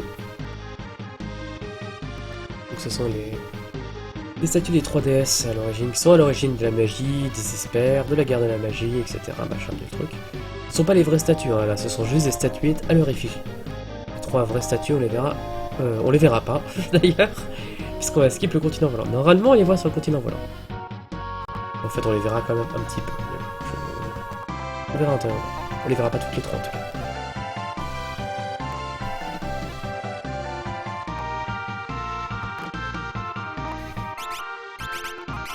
Salut aux arrivants que je suis encore arrivé, salut à tous. Et ici... Ah, Ultros. Qui n'est pas notre poulpe préféré, hein, contrairement à ce que j'ai dit, qui est au moins seulement le 2e. Hein. Quelqu'un d'autre qui passe avant Ultros, bien sûr. Niveau affection poulpesque.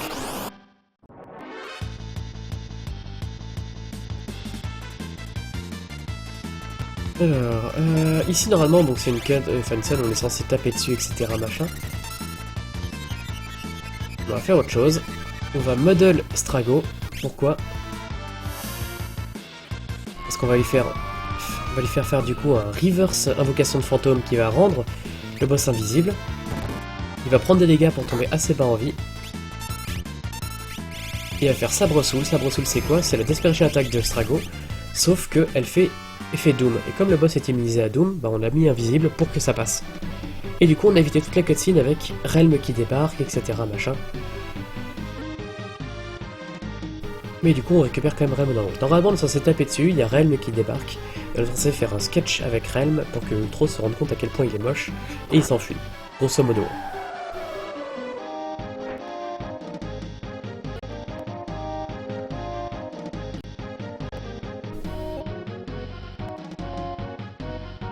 Et du coup, qu'est-ce qui va se passer ici? On va commencer le premier Skull Glitch. Comme je vous avais dit, on peut modifier certaines propriétés sur certains objets. Et là, une des propriétés, c'est qu'on a déplacé tout à l'heure, très très bas dans l'inventaire, les Googles. Voilà. Et en commençant Skull Glitch, attention, voilà c'est moche. On a le premier Skull Glitch qui est fait. On va déplacer les Googles pour les mettre en tant que bouclier, en tant que main gauche. Et comme ça, Strago a actuellement un Google équipé dans la main gauche. Ah, il va falloir lui équiper un bouclier dans l'autre main, parce que sinon le jeu va le faire taper avec l'autre arme et pas avec les Googles. Il va considérer que les Googles sont alors un bouclier. Mais qu'est-ce qui se passe quand on tape avec les Googles? On va faire un truc très bizarre au niveau du jeu, c'est que pendant l'animation d'attaque des Googles, donc il fait une espèce d'enfant, ça envoie une espèce de carré buggé, voilà, comme pas possible. Si un autre personnage ouvre le menu des magies, ce n'est pas les magies qui se fassent, ce ne sont pas son menu de magie qui s'ouvre, c'est l'inventaire. Et tous les objets qui vont être utilisés à l'ordre vont prendre... En fait, on va prendre l'identifiant de tel objet, et ça va pas lancer l'action de l'objet, ça va lancer l'action de la magie correspondante à tel identifiant. Et donc ça va permettre, avec certains objets, de déclencher des attaques auxquelles on n'a pas accès. Alors il avait donné un exemple dans la submission que je vais récupérer rapidement. C'est... Hop là. Si on utilise Sword Tech, voilà. Cayenne par exemple va faire Tech Laser. Attends, l'exemple qu'il y avait... Si on utilise Potion... Alors, si Setzer utilise Potion, ça va lancer la Desperation Attack Moogle Rush. Voilà. Par exemple, voilà, c'est que les choses comme ça. Hop là, où est-ce que j'ai mis l'interface des pubs? Je l'ai mis ici. Donc en gros, on tape avec Googles, ça fait que quand on ouvre les magies, ça va plus afficher des magies, ça va afficher des objets. Et du coup, en utilisant certains objets, on va découvrir on va pouvoir lancer des techniques qui sont pas accessibles dans le jeu. Et notamment des techniques de monstres. Donc voilà une variante en fait du Sketch Glitch qui va nous être très utile pour la suite.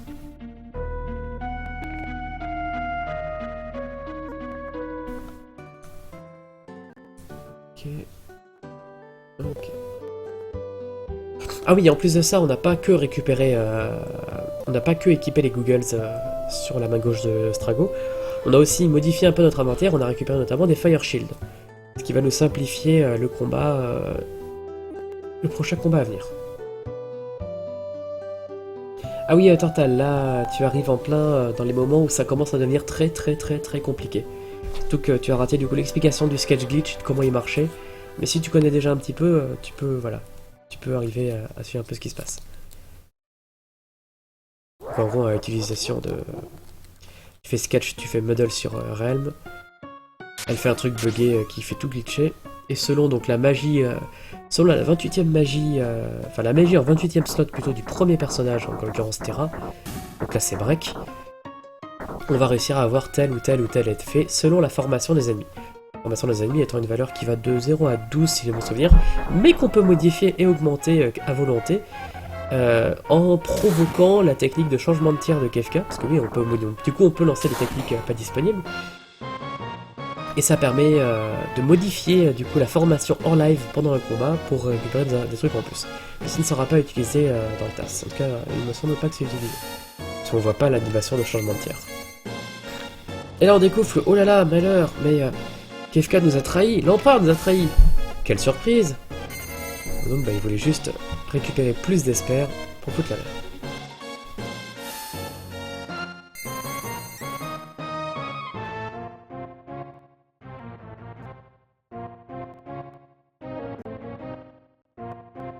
Ça a pas l'air, mais en fait je vais beaucoup mieux qu'avant. Surtout qu'aujourd'hui.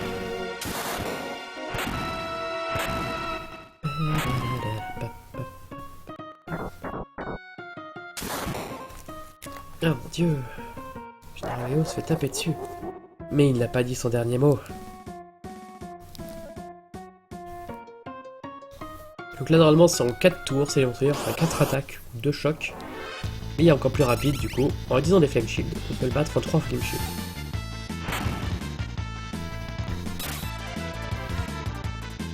Alors vous avez peut-être suivi il y a quelques temps justement, il y a à peu près 2 ans de ça, il y avait un Let's Play Archive qui tournait justement, qui exploitait l'Airship Glitch, qui est un autre glitch qui n'est pas utilisé dans ce test-là, parce que c'est un truc surtout ça prend 5 heures à faire. Et en gros qui permet de décaler l'ordre dans lequel on récupère les personnages, et qui permet du coup de récupérer le Général Léo à peu près quand on veut, en tout cas à la fin du World of Balance, on peut se retrouver avec le Général Léo dans le groupe. Et donc c'est rigolo parce qu'on peut amener le Général Léo à sa propre tombe. Et notamment ce Let's Play Archive exploitait pas mal le Sketch Glitch et essayait justement d'expliciter un peu comment il marche et les effets qu'il y avait. Il y avait du coup une première table qui avait été faite avec les différentes attaques, les différentes techniques qu'on pouvait obtenir quand on utilisait certains objets. Oh là là, Kefka vient de tuer le Général Léo. Oh quoi? J'avais voté pour lui. Kefka, c'est le contraire du café, c'est ça. Il fait un peu tout aussi. Mais du coup, il a pété la gueule à plein d'espères, etc. Machin, il est surpuissant. Il a tué le général Léo, c'est vraiment un enfoiré. Mais du coup, la NGR, la haine, tout ça. Il est 21h12. Vous savez quoi? On va accélérer un petit peu. Et on va mettre des pubs. Parce que je suis déjà à la bourre. On va accélérer un peu cette séquence qui est un peu nulle et inutile. De toute façon, on a montré tout ce qui était important jusque-là. Donc voilà, ressorti des invoques en tout genre. Qui veulent péter la gueule. À KFK.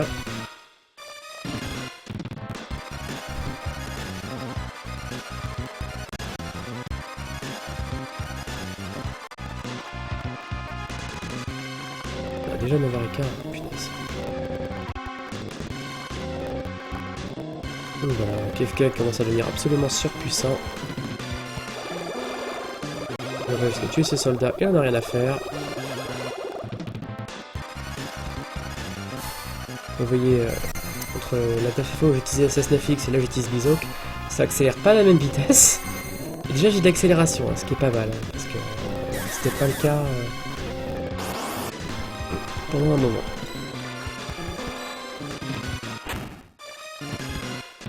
Il y a mon KFK qui pète les gueules à tout le monde.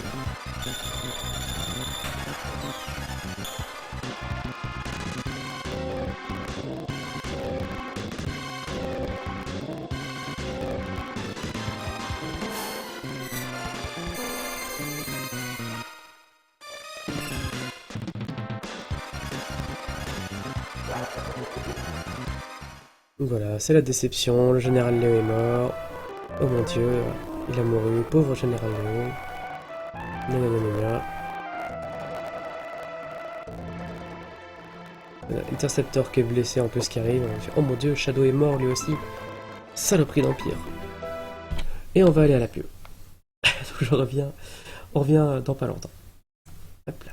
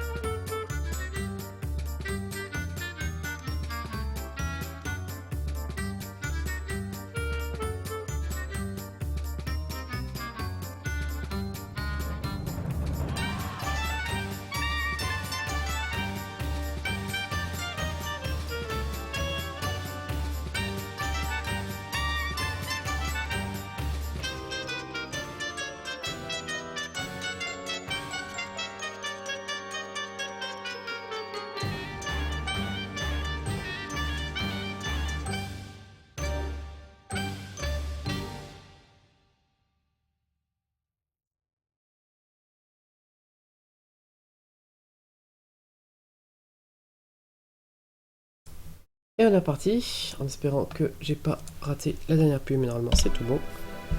Ok, en théorie je devrais plus avoir à relancer. Et voilà, j'avais raté une pub bien sûr, mais normalement c'est bon avec le décalage.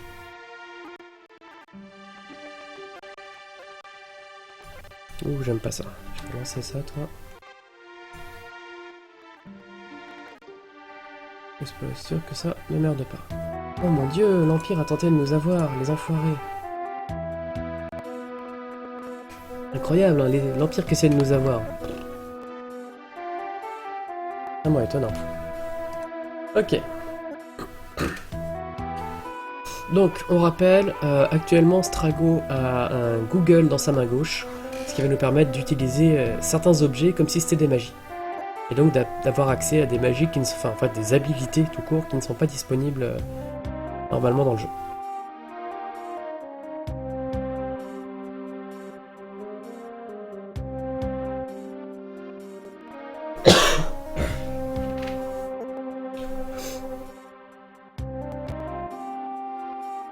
Et du coup, du blabla, du blabla.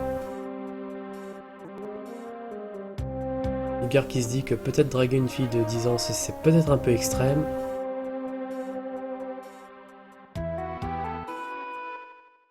Google dans la main gauche, il est riche. Oui, c'est un peu ça, oui. Et on a du coup la séquence avec...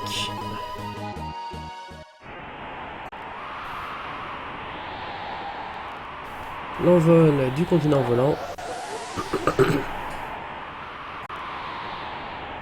Elle est une multinationale dans la main gauche, quoi. Incroyable. Il y a un empire informatique dans la main gauche, même.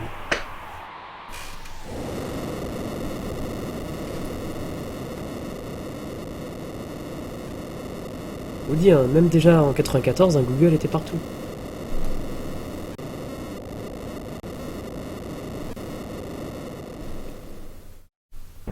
C'est le début de la fin.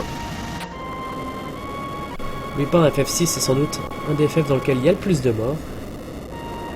Puisque ben, on a quand même la fin du monde. Ouais, rien que ça. Comme un FF où les méchants gagnent, faut pas l'ignorer. Parce que quand t'arrives à la fin, que tu bats KFK et tout machin, c'est bien mignon, mais bon, le monde il a été détruit. Hein. Le monde est en ruine, les continents sont éparpillés en petits bouts. Il y a genre les 3/4 de la population mondiale qui sont morts. Youhou! On a battu le méchant, ouais. Super. Les fameuses statues, hein. Goddess, Poltergeist, et puis je sais plus comment ça s'appelle, Démon. Puis on aura la Demon, Fiend et Goddess, c'est plus simple.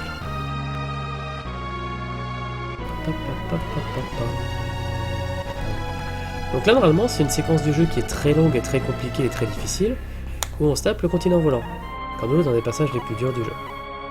Sauf que nous, on s'en fiche. On se barre.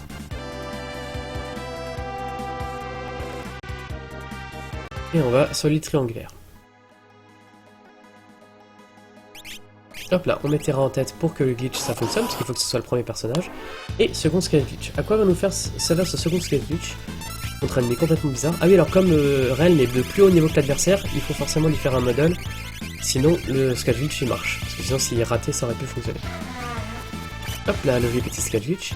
Là, en fait, on a gagné... le but de ce scale glitch, c'était de nous créer des gembox qui permettent de faire des doubles magies. Et de créer aussi des black belts, qui vont nous être très utiles pour différents trucs dans le jeu, mais on va vous expliquer. Les gembox, pourquoi est-ce qu'elles sont utilisées? Parce qu'encore une fois, quand on parlait tout à l'heure du Google glitch, qui permet de lancer des habilités, ben ça nous permet de en lancer 2. Alors attention, parce que là, c'est craqué. Enfin, donc, le reverse, on fait le glitch, bien sûr. Et bim, ça permet de faire ça, mais en fait, ça va nous permettre aussi de faire autre chose, c'est qu'on a déplacé les black belts à un endroit bien particulier de l'inventaire pour pouvoir les utiliser comme si c'était des objets. Et on va utiliser de quelle façon? Avec le menu X-Magic, ici. Et en fait, ce que ça fait, c'est qu'on a bien utilisé des black belts sur un personnage qui était model en X-Magic, ce qui fait qu'on vient de faire la technique Engulf, non pas sur les adversaires comme ça le fait par défaut, mais sur nos propres personnages. Qu'est-ce qu'elle fait la technique Engulf? La technique Engulf, elle nous permet de lancer enfin de faire aspirer les personnages en dehors du combat. On va voir à quoi ça sert. Donc là on le refait une seconde fois pour aspirer les 4 personnages. Et c'est GG. Qu'est-ce qui se passe quand on se fait un gulf? Et bon on se retrouve ici. Et on est où là? Ah ben... On a un peu traversé le temps et l'espace là. Parce qu'on est plutôt dans le World of Balance, on est dans le World of Run à la fin du jeu. Et c'est pas fini. Parce qu'on se retrouve contre le Zone Eater, donc qui est le fameux mob qui nous aspire. On fait de la manipulation avec les tinctures, etc. machin, pour vouloir la valeur que l'on veut de disponibilité du Sword Break.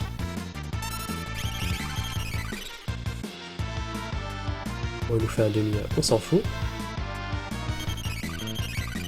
Voilà, voilà, qui est bien mignon. On fait imp, des imp, c'est encore pour changer les valeurs de disponibilité de la magie, parce que quand on imp, du coup le sort n'est plus disponible, ça nous injecte un 0 dans la valeur binaire. Et on fait un magnifique glitch qui fait laguer à mort, pour créer dans l'inventaire des objets assez intéressants, et notamment pour mettre à 3 de nos personnages, d'équiper Google dans une main, et d'équiper les Moogle Charms dans l'autre. Du coup on va pouvoir relancer la technique qu'on a fait pour pouvoir créer des habilités à partir d'objets, parce qu'on a les Google dans la main, mais surtout, on a des Moogle Charms. Les Moogle Charms, ça fait quoi? Ça fait qu'on peut plus avoir de combat. Alors il y a un petit effet, second effet qui se colle à ce dernier sketch glitch, on va voir tout de suite, c'est que les sprites sont un petit peu buggés. Et là on va avoir un joli petit lag de 10 secondes qui est dû au sketch glitch. Voilà, c'est un petit peu buggé.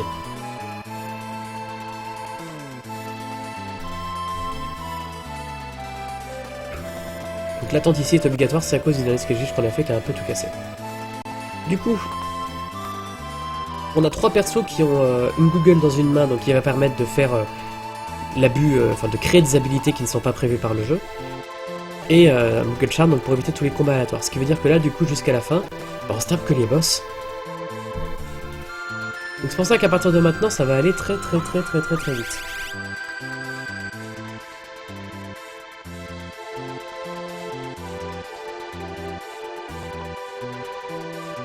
Et donc on a une Terra blonde sur un radeau, Missing No, et une Terra blonde.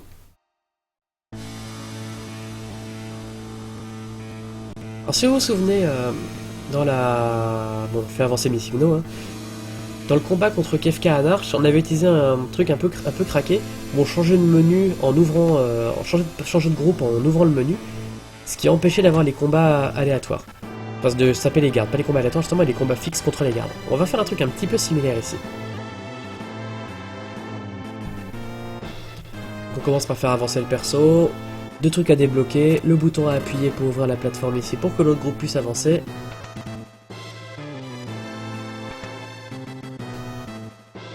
Le dragon qui a aussi son sprite buggé, mais on s'en fout.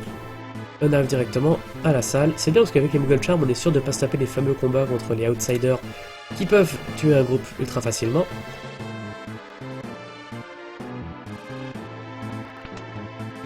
Ce qui est assez marrant, c'est de voir que là, on a équipé comme arme le Moogle Charm, etc. Mais l'effet est quand même là, même si c'est équipé comme arme, c'est pas que la relique.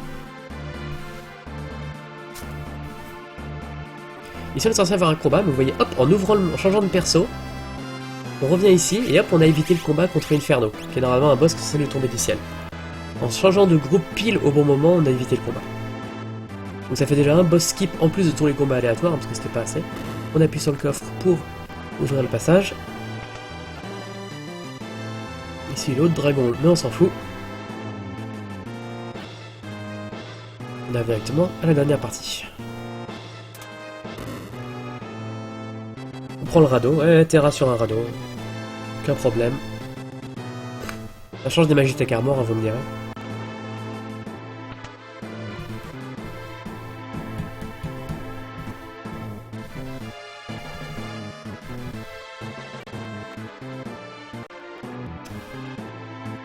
On passe par le chemin qui a été dégagé par l'autre groupe. On trouve la Magitech Factory complètement avec les trucs à Esper. Enfin, du coup, on risque de finir en avance au final. Ça, c'est ironique. C'est pas grave. J'ai largement de quoi meubler, et puis à la fin.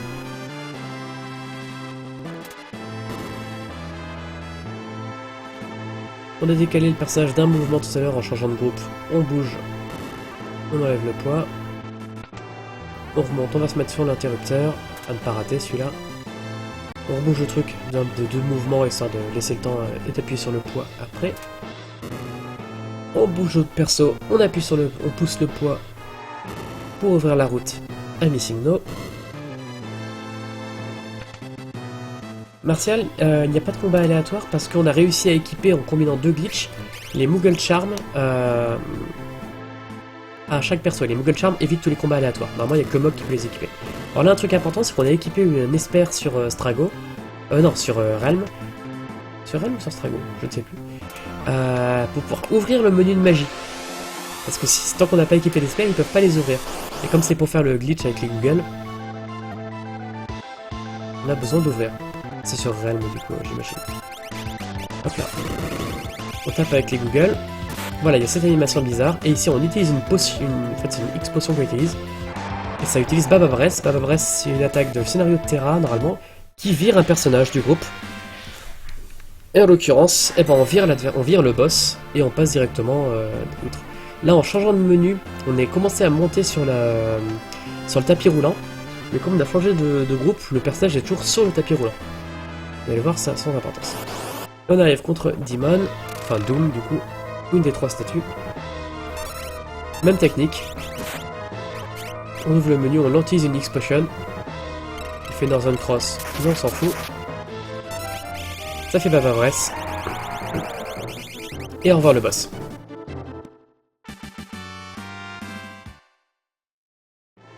Ah désolé Ingus.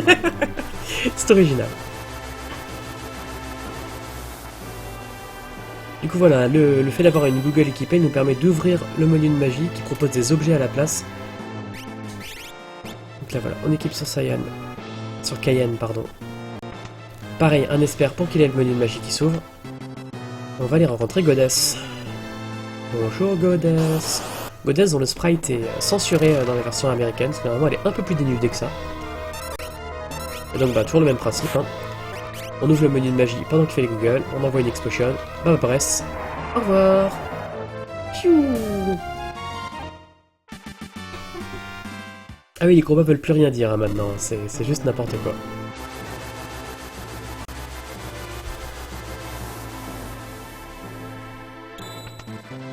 On va mettre sur le bouton, et n'oubliez pas, on était sur le tapis roulant, voilà. Et hop, on arrive à traverser le tapis roulant et arriver directement au-dessus en changeant de groupe. Et comme ça, on évite les deux cases de tapis roulant et on n'a pas à se taper à Poltergeist, le troisième boss.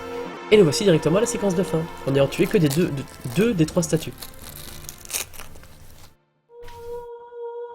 Donc je leur refais un pour le tapis roulant, on monte sur le tapis roulant, on change de groupe, on reprend le groupe en question, on remonte encore d'une case et ainsi de suite. On peut remonter ainsi tout le tapis roulant sans qu'il y ait besoin de faire plus de trucs. Voilà, on a les Terra blondes qui se dédoublent. Et on a Kefka qui lui aussi est un peu buggé. En tout cas, il y a de la magie buggée autour de lui.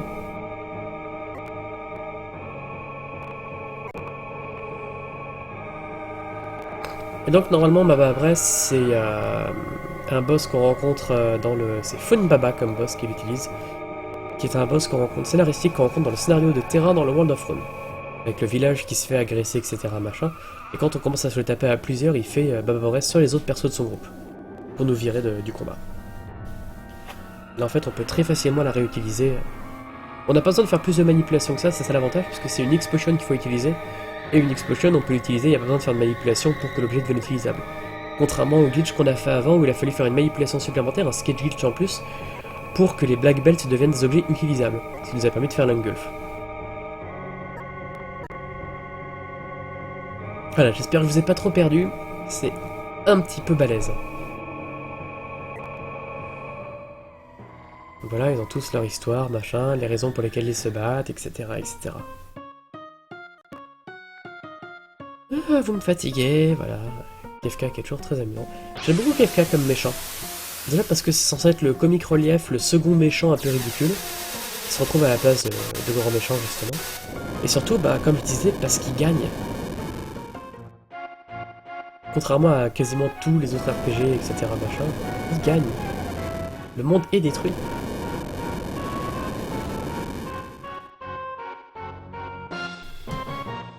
C'est comme Magic, le bleu c'est cheaté. Oui, c'est ça.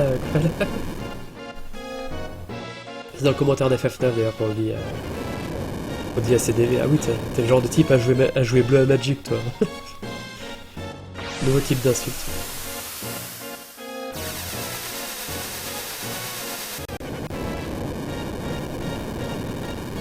Et du coup, enfin, le grand combat. On va tuer Kefka. Ah oui. Et c'est parti. Qu'est-ce qu'on fait pour tuer Kefka? Bon, on lance le Google machin, etc. machin, genre le Google Glitch. On fait une explosion, on fait un Baba Breath, mais non pas sur l'adversaire, sur un de nos persos. Pourquoi est-ce qu'on fait ça? Parce qu'on fait un Flame Shield sur notre groupe pour le suicider. Et comme on a un perso qui a été sorti du combat avec le Baba Breath, le combat est considéré comme gagné. Voilà! On vient de tuer. Non, en fait, on n'a pas tué Kefka du tout. C'est un petit peu anticlimatique. Mais le jeu est fini. Voilà, voilà. C'était long, hein, ce combat. Ouh là là.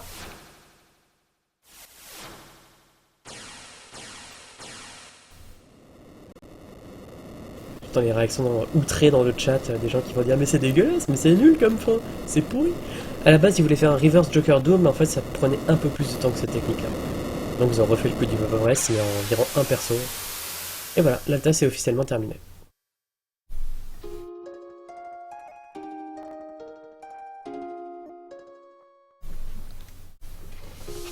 Ouf.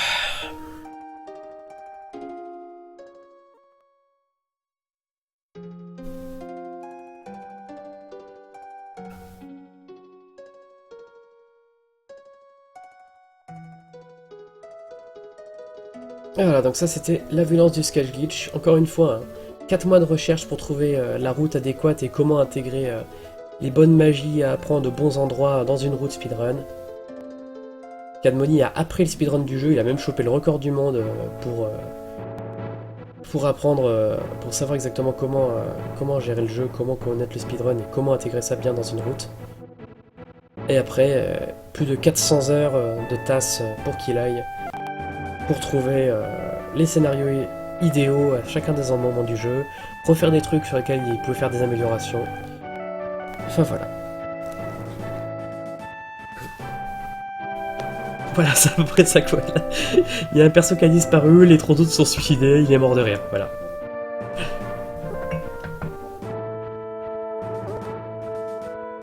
Bon du coup on se tape une fin glitchée au sens propre, avec tous les personnages qui sont pas du tout à leur place. Mais c'est pas grave. C'est rigolo. Mais du coup il manque plein de persos qu'on devrait avoir mais qui sont pas là. Normalement on est censé avoir obligatoirement Céleste, Edgar, Sadzer, qui sont les 3 persos minimum pour finir le jeu. Parce qu'il faut au minimum 3 persos pour atteindre la tour de Kefka et rentrer pour faire les 3 groupes. Mais là bon bah on a un petit peu cassé ça. Et voilà, c'est pour ça que je voulais le montrer très tôt, après la sortie de ce task-là. Parce que pour moi, c'est vraiment le task de l'année, et puis il y a eu un tel travail. Moi, j'ai suivi ça très attentivement, comme c'est des copains qui le faisaient. Je voulais vraiment voir un peu, petit à petit, les améliorations, les découvertes, les machins. Enfin, c'est complètement hallucinant. Et ironiquement, c'est que quand je me suis vraiment penché sur le task pour le commentaire, que j'ai compris vraiment la somme, la masse de travail phénoménal qu'il a fallu pour le faire. Comme je vous ai montré, hein, le spreadsheet avec toutes les possibilités, et après du coup devoir chercher et trouver les bons scénarios, les tester un par un pour trouver qu'est-ce qui allait être le mieux ou pas, enfin c'est abominable. Abominable de somme de travail quoi. Mais intellectuellement très intéressant également, donc c'est... voilà. C'est pas pour rien que Cadmoni et Killa sont tous les deux des chercheurs, hein, voilà. Cherchez pas plus loin.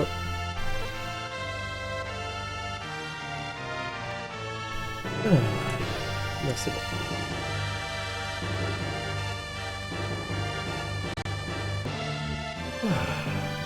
Une pour la semaine prochaine? Ah oui, bien sûr, j'ai les 5 prochaines semaines au moins qui sont prévues déjà. Je sais très bien qu'est-ce que ça va être. Semaine prochaine, ce sera des références au cinéma d'horreur des années 30 aux années 60. Voilà. Si ça peut vous indiquer un peu ce que c'est.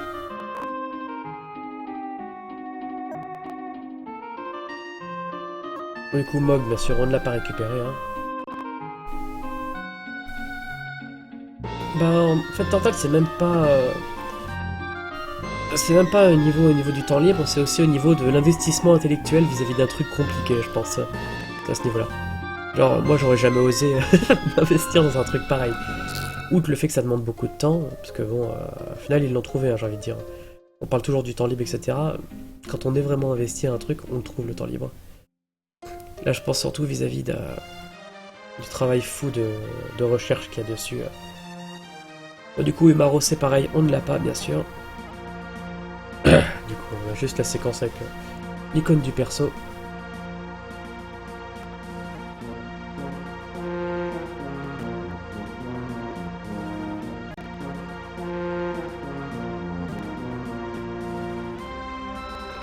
J'espère quand même que les explications du Scapulus ont été compréhensibles.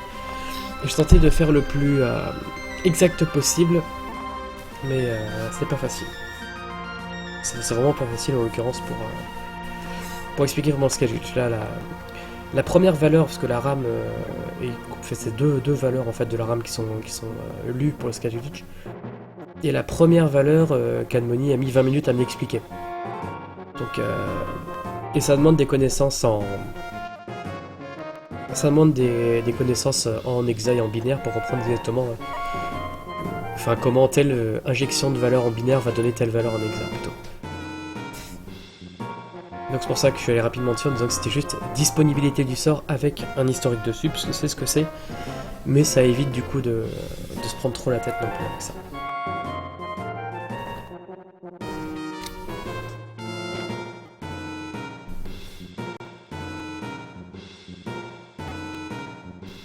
La fin dure normalement plus de 16 minutes dans la version complète Super NES. Là, ça va être un petit peu différent, comme vous allez voir. Mais un peu moins.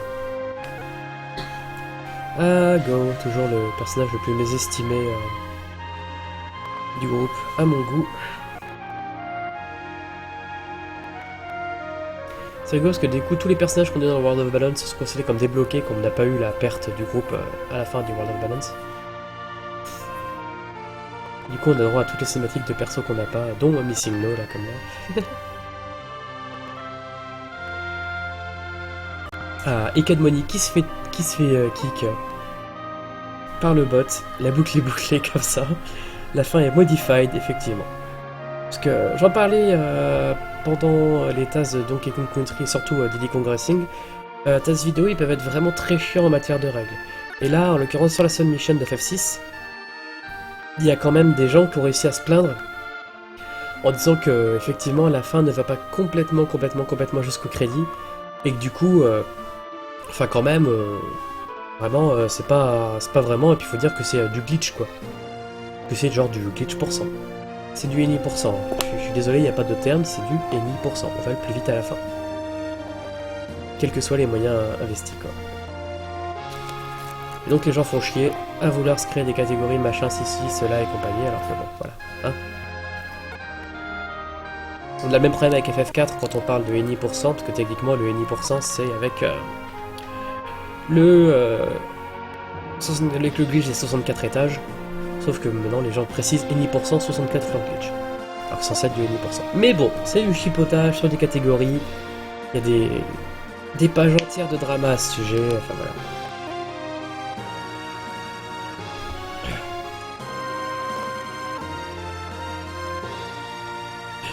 Et Kat qui me dit en privé qu'il s'est fait kick et que c'est le destin. C'est à peu près ça, oui.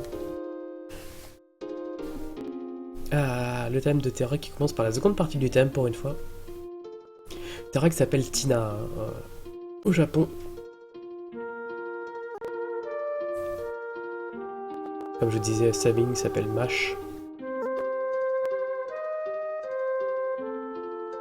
On a du coup Maduin qui leur parle avant de disparaître. Donc quand même pour le scénario, on a tué Kefka qui avait le pouvoir de la magie, qui s'était approprié le pouvoir des déesses. Et du coup la magie disparaît du monde. Et on ne sait pas qu'est-ce qui va devenir de Terra du coup. Donc, comme dit Maduin, si ton côté humain est plus fort, peut-être que tu pourras survivre. À savoir que Terra, dans le World of Wind, s'est accrochée à une horde de gamins orphelins dont elle s'occupe dans le village du Velt. Moblise de tête.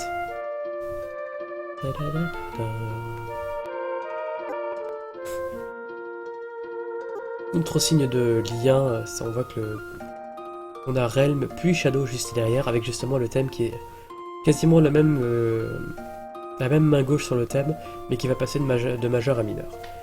Mais j'extrapole un petit peu peut-être. Et donc on a Missing No sur un tapis roulant. Aucun problème.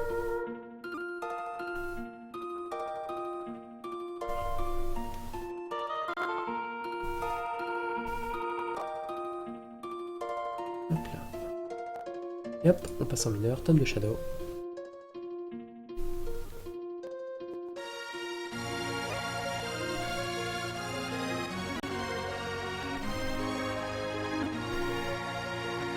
Donc la meilleure reprise du thème justement, celle-ci. Ah oui, bah du coup il considère qu'on l'a pas. Bon, je vous spoil complètement à la fin d'FF6, un jeu sorti en 94 qui a plus de 20 ans donc. Shadow meurt à la fin d'FF6. Il reste dans la tour de Kefka. C'est tragique, c'est comme ça. Il y avait des grandes rumeurs pour savoir si Gogo mourait à la fin d'FF6, mais dans le dernier plan où on voit l'airship qui s'envole, on le voit tout au bout de l'airship très brièvement alors que l'écran fade out. Voilà. Donc vous le saurez, Gogo ne meurt pas dans la fin de Final Fantasy VI. Je sais plus si j'en ai parlé la semaine dernière, mais autre détail technique complètement inutile à savoir sur Final Fantasy VI, parce que je vois que ça parle des diagonales, c'est que le moteur de base utilisé pour Final Fantasy VI, c'est celui de Secret of Mana. Donc à la base, il devait y avoir normalement un mouvement par diagonale. Ils ont remplacé ça par du mouvement par tile parce que c'était un FF.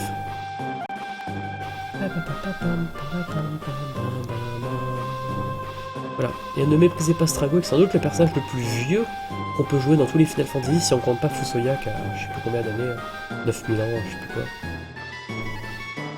Mais qui est un vrai personnage du groupe, parce que Fusoya, en l'occurrence, n'était pas censé le garder à la fin. Pareil pour Doga et Unai, hein, je vous vois venir. Je connais mes trivia, hein. Et oui, le 15e personnage de FF6, c'est Vœux. Ça, c'est la fin de la première partie. Et là, on a vraiment en fait l'ending pour de vrai. Avec la fuite de la tour de Kefka.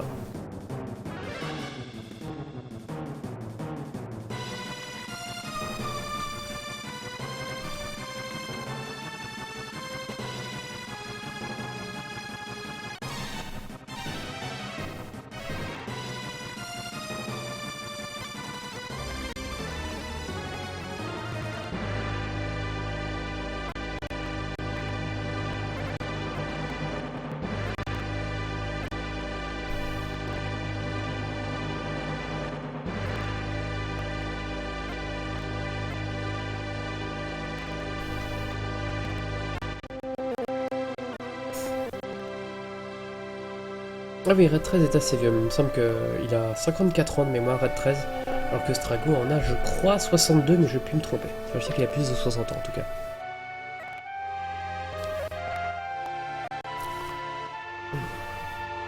Et voilà, on retourne. Il me semble que c'est Moblis, hein, vraiment ce village, où on a les deux jeunes, Catherine, je sais pas comment s'appelle son copain, Catherine, pardon, qui est en train d'accoucher. Et qui leur parle parce que c'est magique. Voilà. Ah bah bravo Wenderos, n'en fais pas, il y aura une VOD. Comme d'habitude. J'ai mis vraiment tous les personnages sont éclatés par terre, là on a que des terras blondes. Sauf l'autre sur son radeau, qu'on n'a rien à faire.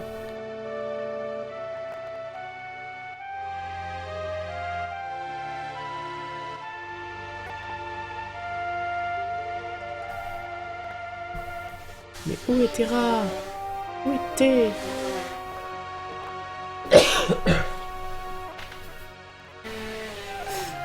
Le task s'est fini en 3h11. Goupio. C'est marqué à l'écran. 3h11, 39 secondes. Et on a sauvé Terra. Et voilà.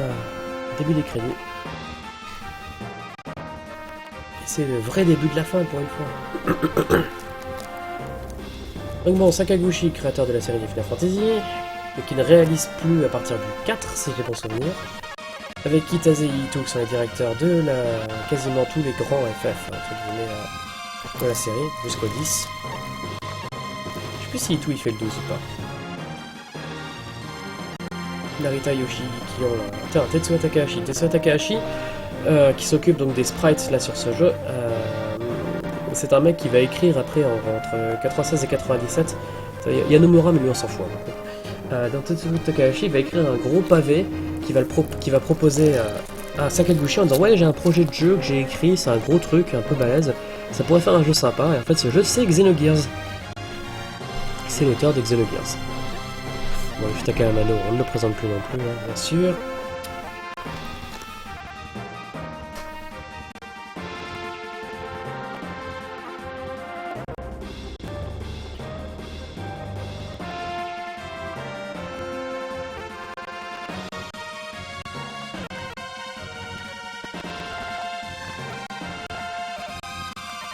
Il y a qui comme autre nom qu'on va voir? Parce qu'il y a des noms en fait qu'on trouve pas mal entre le 4, le 5 et le 6. Notamment Takahashi, justement, il a bossé sur le 4, je savais pas. En tout cas, je m'en souviens plus la dernière fois que je l'ai vu. Ah, lui, il a quand même du mal. Hein. Dès qu'il y a du mode 7, décidément.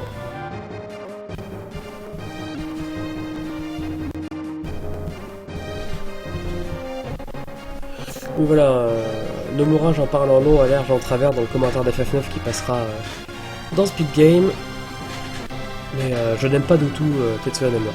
C'est vraiment une des personnalités de Square que j'exècre le plus. C'est-à-dire que c'est un gros con. N'oubliez pas, hein, c'est de sa faute. Déjà, Kingdom Hearts, c'est de sa faute. Je vais me faire détester pour dire ça, mais voilà, j'aime pas Kingdom Hearts. Et surtout, les 10 ans de retard sur FF versus 13, c'est lui aussi. Hein, donc, 10 ans, merde, 10 ans de retard.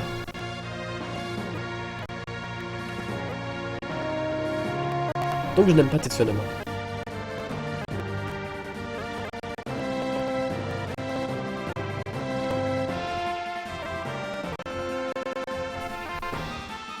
Enfin, qui est un petit peu charcuté par la musique, bien sûr. Enfin, par l'émulateur, plutôt. Mais... c'est quand même une des fins les plus longues. Enfin, 16 minutes, ça fait long. Ah, je peux être tout d'accord, ça pour moi, les Kingdom Hearts, en fait,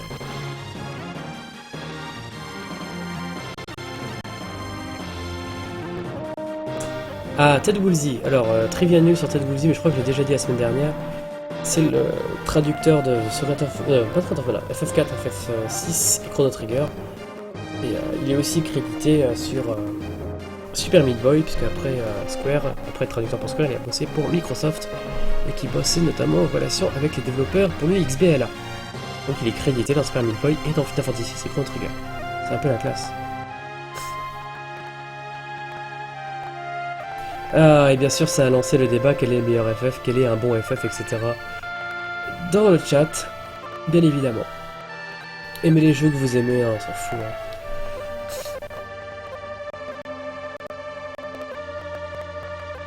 L'important, c'est de trouver des jeux qui nous plaisent, hein, c'est ça. Pas d'imposer ses goûts au reste du monde, même si je viens de le faire comme une malpropre. Mais je m'en fiche.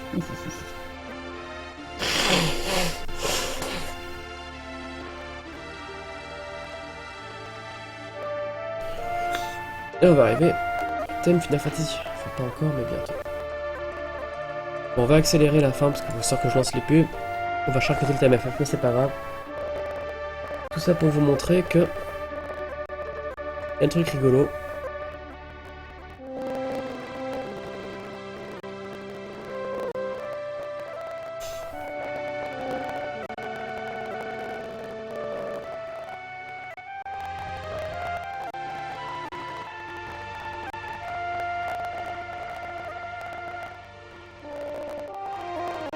Ouais, Zang il dit précisément le meilleur FF c'est celui de votre cœur. Doug Smith qui a été cité, c'était aussi le producteur ou le directeur, je sais plus, de Secret of Evermore. Et le thème FF que je m'en ai accéléré comme une raclure, mais je m'en fiche. Comme ça.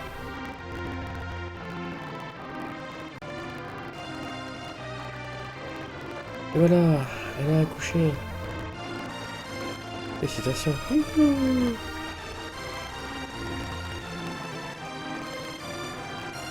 Au final, j'ai bien fait d'accélérer, hein, parce que... comme quoi... Voilà, on voit l'airship qui passe. C'est magnifique. Youhou! Youpi tralala! Il me semblait que c'était là. C'est plus loin en fait. Le mec qui passe sur Tamasa. Youpi tralala. Ils ont réparé la maison en ruine depuis la fin du monde. Bon, ça va quand même plus vite à l'insu, je ressens plus que les moments où ça a du lag.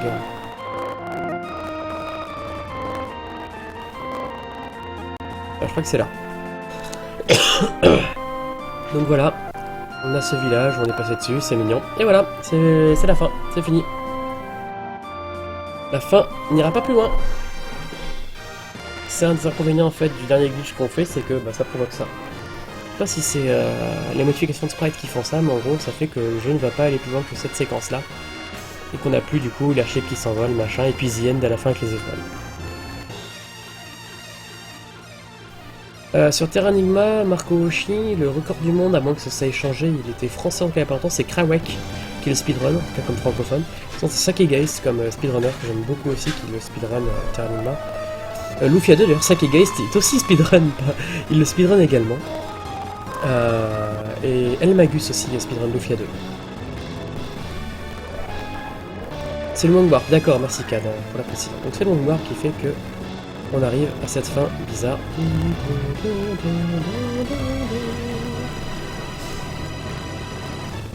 Et du coup, bah on va pouvoir aller se quitter et vous souhaiter une bonne soirée. Après moi, il y a Gabriel sur la TV2. Est-ce qu'on a la musique? Est-ce qu'on a prélude du coup? Je pense qu'on n'aura pas prélude. Non, on n'a pas prélude du coup. Du coup, bah moi je vous souhaite une bonne fin de soirée. On se retrouve la semaine prochaine donc pour... Bon, vous verrez bien quoi, je vais pas vous dire bien sûr. Il y a Gabriel derrière moi sur du SP Galuda 2. Et tant que moi, bah, je vous dis à la semaine prochaine. Bye bye.